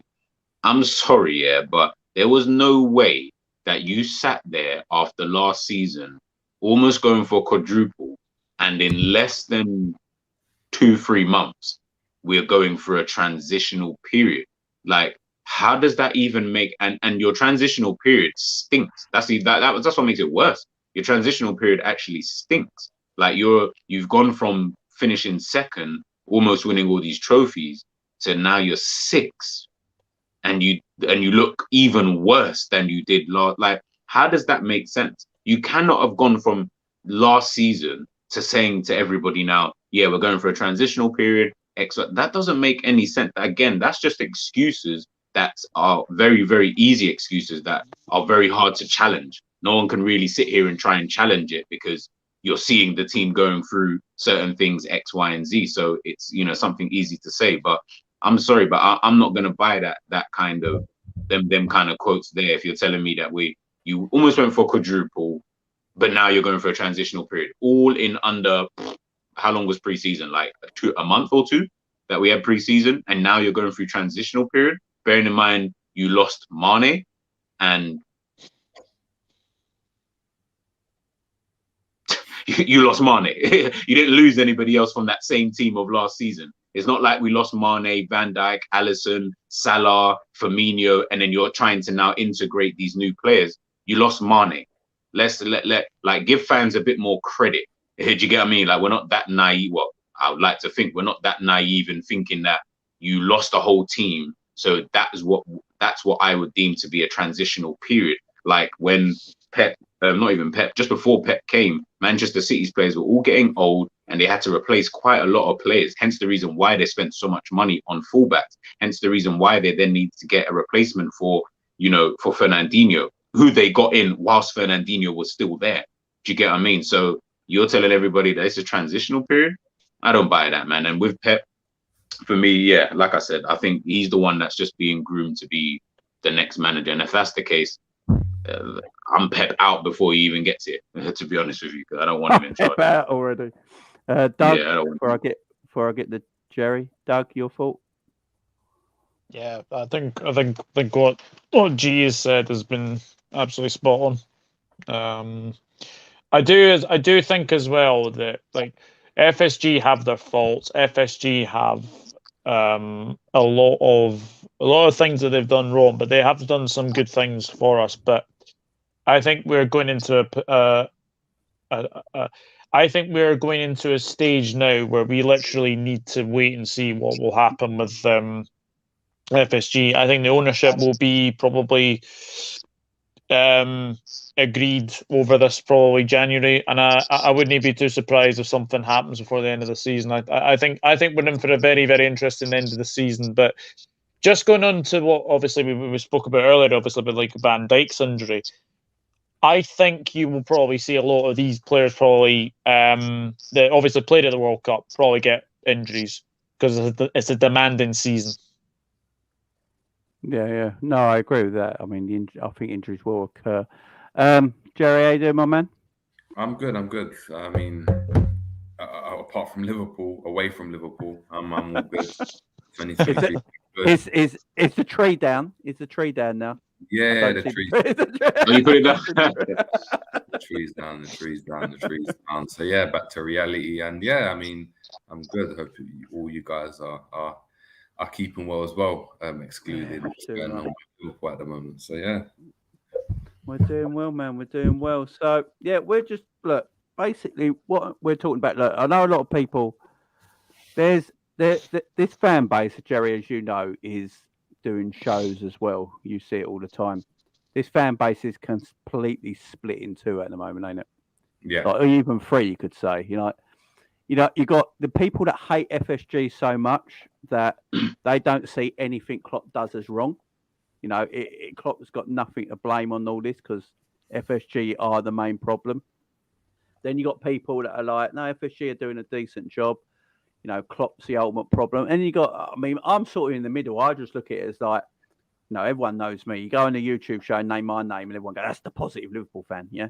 So, but I am positive. I am positive on outlooks and stuff like that. But when something's not right, I'll question it, Well, I weren't questioning FSG at all when we were winning Champions League and Premier Leagues and stuff like that, because they're, as much as they're the problem at the time, they also weren't the problem when we're winning. So, they're not the worst owners of all time. But at the moment, for me, they have to sell up and leave the football club, because if they can't invest, what's the point of being an owner of a massive football club? All right? If you can't invest, then you should move on. But at the same time, I look at what's going on the pitch with the players that we do have available to us.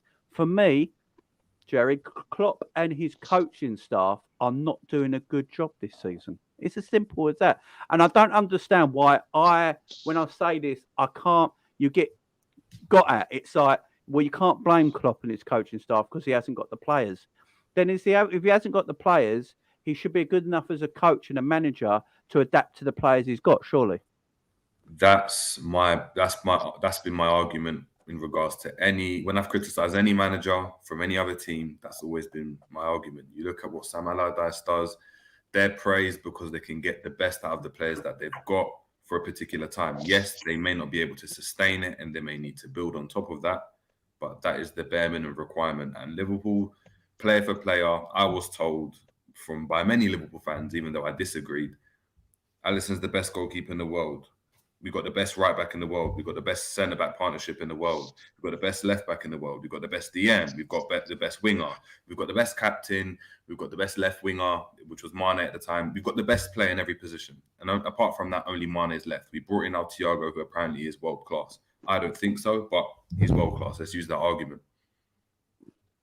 You should be able to go and, look, if we were fourth, I don't think I'd be sitting here and complaining as much as I have been.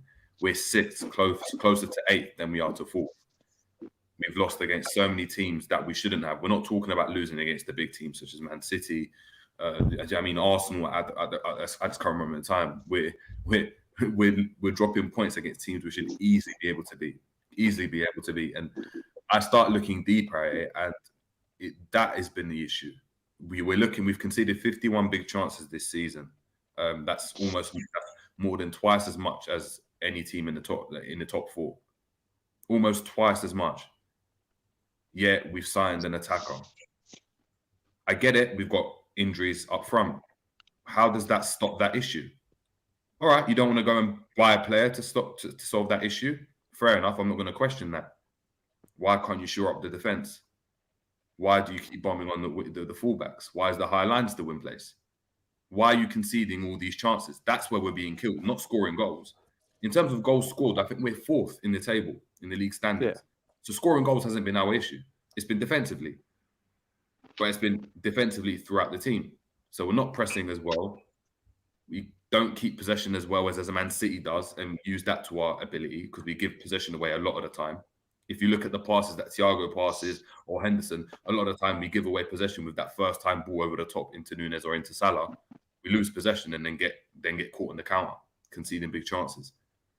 I don't understand how a manager that's had so much experience can't sit back and for a season, if this is a transitional season, sit back and be like, you know what, we're going to shore it up. We're going to shore it up.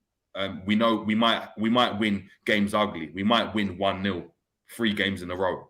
It might be difficult, but guess what? It's going to get points on the board, and that's what we need because top 4 is imperative for Liverpool. If Liverpool don't get top 4, it's over. Yeah, what Klopp has seemingly started to do, and I've started to realise, he keeps doing the same things, just expecting different results. We moved away from a 4-4-2 and a 4-2-3-1 during the World Cup over this mini break. He's gone back to the 4-3-3, and we're experiencing the same type of results. The players look disillusioned. I personally feel the players, whether they want to accept it or not, they're not really being motivated by the same principles and the notions of intensity, of pressing. And you see the players aren't in for it. Klopp's always done really well when he's come into teams. If you look at when he's come into Liverpool and he came to Borussia Dortmund, the players and everyone were behind the characteristics of the team. They were behind everything. They believed in, you know what, we're going to run, we're going to press because they got results. What's happening is that these players now, after achieving everything that they've done, they're not believing in those principles. So what we're seeing is that a simple move to a 4-2-3 and a 4-2-4-4-2 with this mid-press is actually benefiting the players more, not because the system is better. It's because the players are like, okay, we enjoy this a bit more. I can get behind this. I agree with what we're doing. But we're now asking the likes of Thiago and Elliott and Henderson to press when Virgil's probably sitting there thinking, I know these guys can't press. I don't agree with what's going on. And yeah, they respect Klopp. But Virgil's equally come out, in the Netherlands team and has said in a different dynamic, has said to Van Gaal, I don't agree with this 3 at the back. So you see, he's not as intertwined with it, and you need everyone behind the philosophy. You look at what Arsenal are doing right now. 2 seasons ago, they didn't agree with what Arteta was doing, and that's the fans, that's the players. You could tell everyone's umming and ahhing. Aubameyang doesn't want to play on the left. He's a bit iffy about it. Yeah, he's got some good game, but it's not great. What happens when he gets players in that buy into the principles of what Arteta's trying to deliver? You see what's going to happen. Now, people want to go and talk about, it's FSG. They're not giving him the money. This narrative that Klopp's Oliver Twist in this scenario with his arms out saying, please, sir, can I have some more? I have no funds. I can't buy any players. It's nonsense. He's come out now and explicitly stated, this is my philosophy. We can get the quote out and come up. He said, this is my philosophy, not buying players, not spending over the odds, not looking about what next player we're going to go and bring in. It's about developing the players we've got now. If this is his philosophy, this is down to Klopp. I don't understand how we keep trying to go and push the narrative onto FSG. The argument about FSG not having the funds to go and buy players, that's a different scenario completely. If we were finished, that argument made sense when we're trying to be dominant and win Premier League after Premier League after Premier League in the way that City have won it, and we're finishing second. That makes sense. Being 6th and 7th, that's got nothing to do with FSG right now, because we've got better players than. You could argue we've got better players than the rest of the top 6. You could argue on paper. Yep. Yeah. So, I mean, here it is. Look, I'll play it now. But we sign an outstanding player like Cody Gakpo, and the next thing you can read, and who next? So as if we wouldn't have a team. Honestly, if there are no players out there, and just we cannot play like Monopoly. So it's not like this. Never did. And I don't understand that. So, of course, we cannot just spend, and never could, surprisingly. And we always sorted our situations. And it's a big part of my philosophy, really working full of faith and trust with the players you have, and not constantly questioning them by telling them that we need another player for that or that position. I think with Cody, and it's obvious, and not only because we have that void now, the quality he has, the timing is perfect. If we would have waited until the summer, it would have been definitely even more expensive, or somebody else would have picked him. But that somebody's surprised when I say we will not now start just, splashing the cash. Is that the right thing? Yeah. Oh, not bad. We never did it. I know it anyway. So, that should be really clear. I love to hate him at the moment. I love to hate him. I'm looking at the comments, and the comments are just making me laugh. People saying, "Get this guy off the screen" and stuff. Right? But this is what he's turned into now. Like, this is my thing with Harvey Elliott as well, right? I know a lot of people come for this kid, yeah. A lot of people come for this kid all the time, and I've been on Jerry's show backing him up before and stuff like that, right? I actually feel sorry for Harvey Elliott. Because what that part there, my philosophy bit, yeah, right? So what Klopp sees in Harvey Elliott, and I know people come at me this all the time, Harvey Elliott only plays because there's no one else. That's bullshit, by the way. There is other players that can play there. Naby Keita would be far better in that position than Harvey Elliott. There's no doubt about that, right? Because actually, he would do the job Klopp wants his midfielders to do in this system, right? But he plays Harvey there because he believes in Harvey, right? He believes in Harvey Elliott. He wants him to play. And when he talks about my philosophy, it's about getting players, training players that he believes in.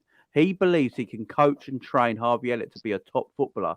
So in Klopp's mind, and Klopp's always been like this, in his mind, he doesn't need to go and spend 50 million in a position if he feels he's got a player there that he thinks he can get the best out of, and then he hasn't got to spend 50 million in that position. Hence why in the last 12 months, from January to January, we bought 3 forwards. Do you know what I mean? That's what he's looking at. Why have we look? If you look at it, defense, yeah, we needed a defender, so we went and got Konate. Konate was wanted in that January when we had all the injuries, but we couldn't get him because his contract at Leipzig, he weren't allowed to move to another Champions League club in January. That's why as soon as the summer transfer window opened, we literally bought him straight away because it was all there and done and dusted. It was already done, but we couldn't get him in January. Klopp wanted Konate, got him. Great, that's good. I like that. Wanted a forward.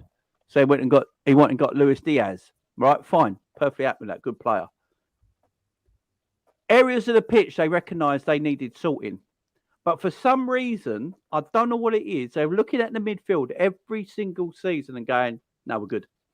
What Liverpool? I don't get it. I don't get it. What Liverpool do, and Klopp stated this multiple times, is that he says, if there's an opportunity to go for a player that is of quality, so you look at Thiago as an example, we go for it.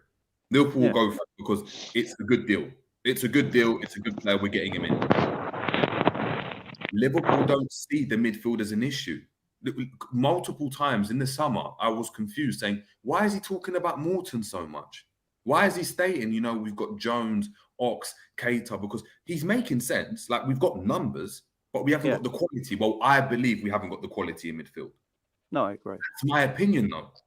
Klopp and the rest, and Lijnders and everyone, they might be looking at that, and this has to be actually this has actually got to be maybe an option. Klopp's looking at that and saying, no, I rate this midfield.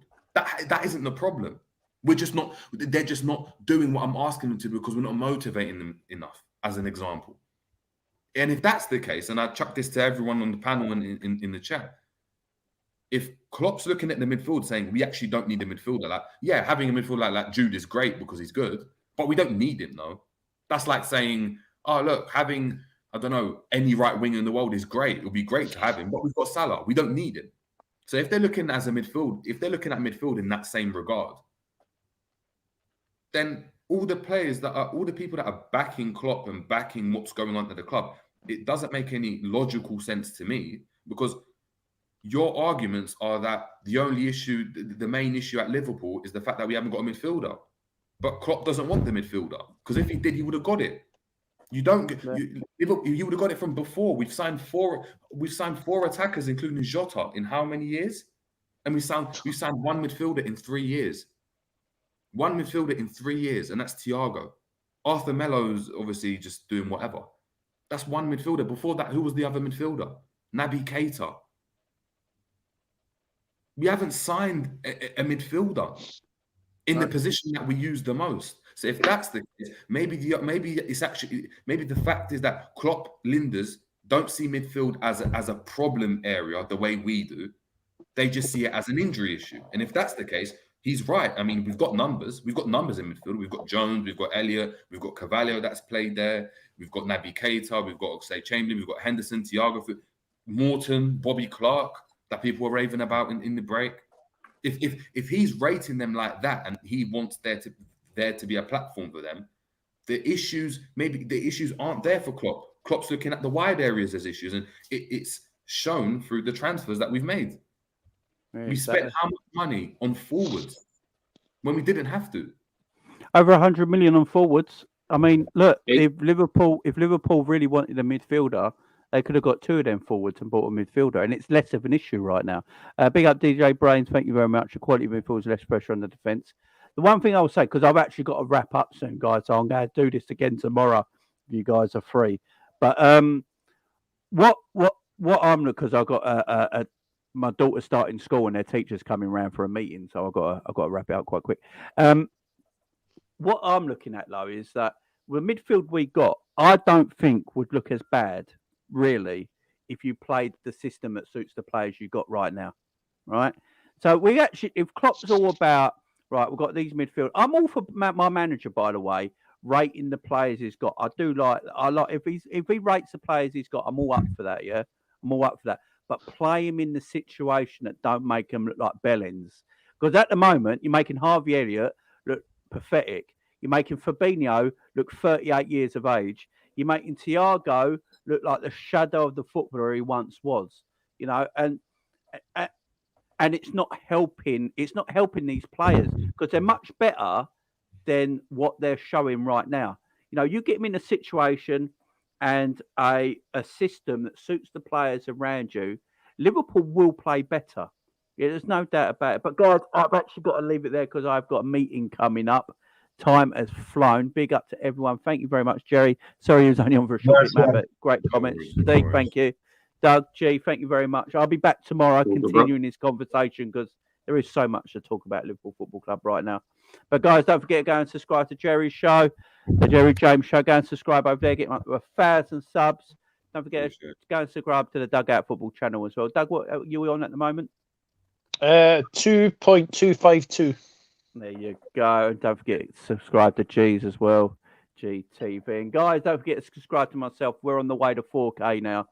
So make sure you hit that sub button, guys.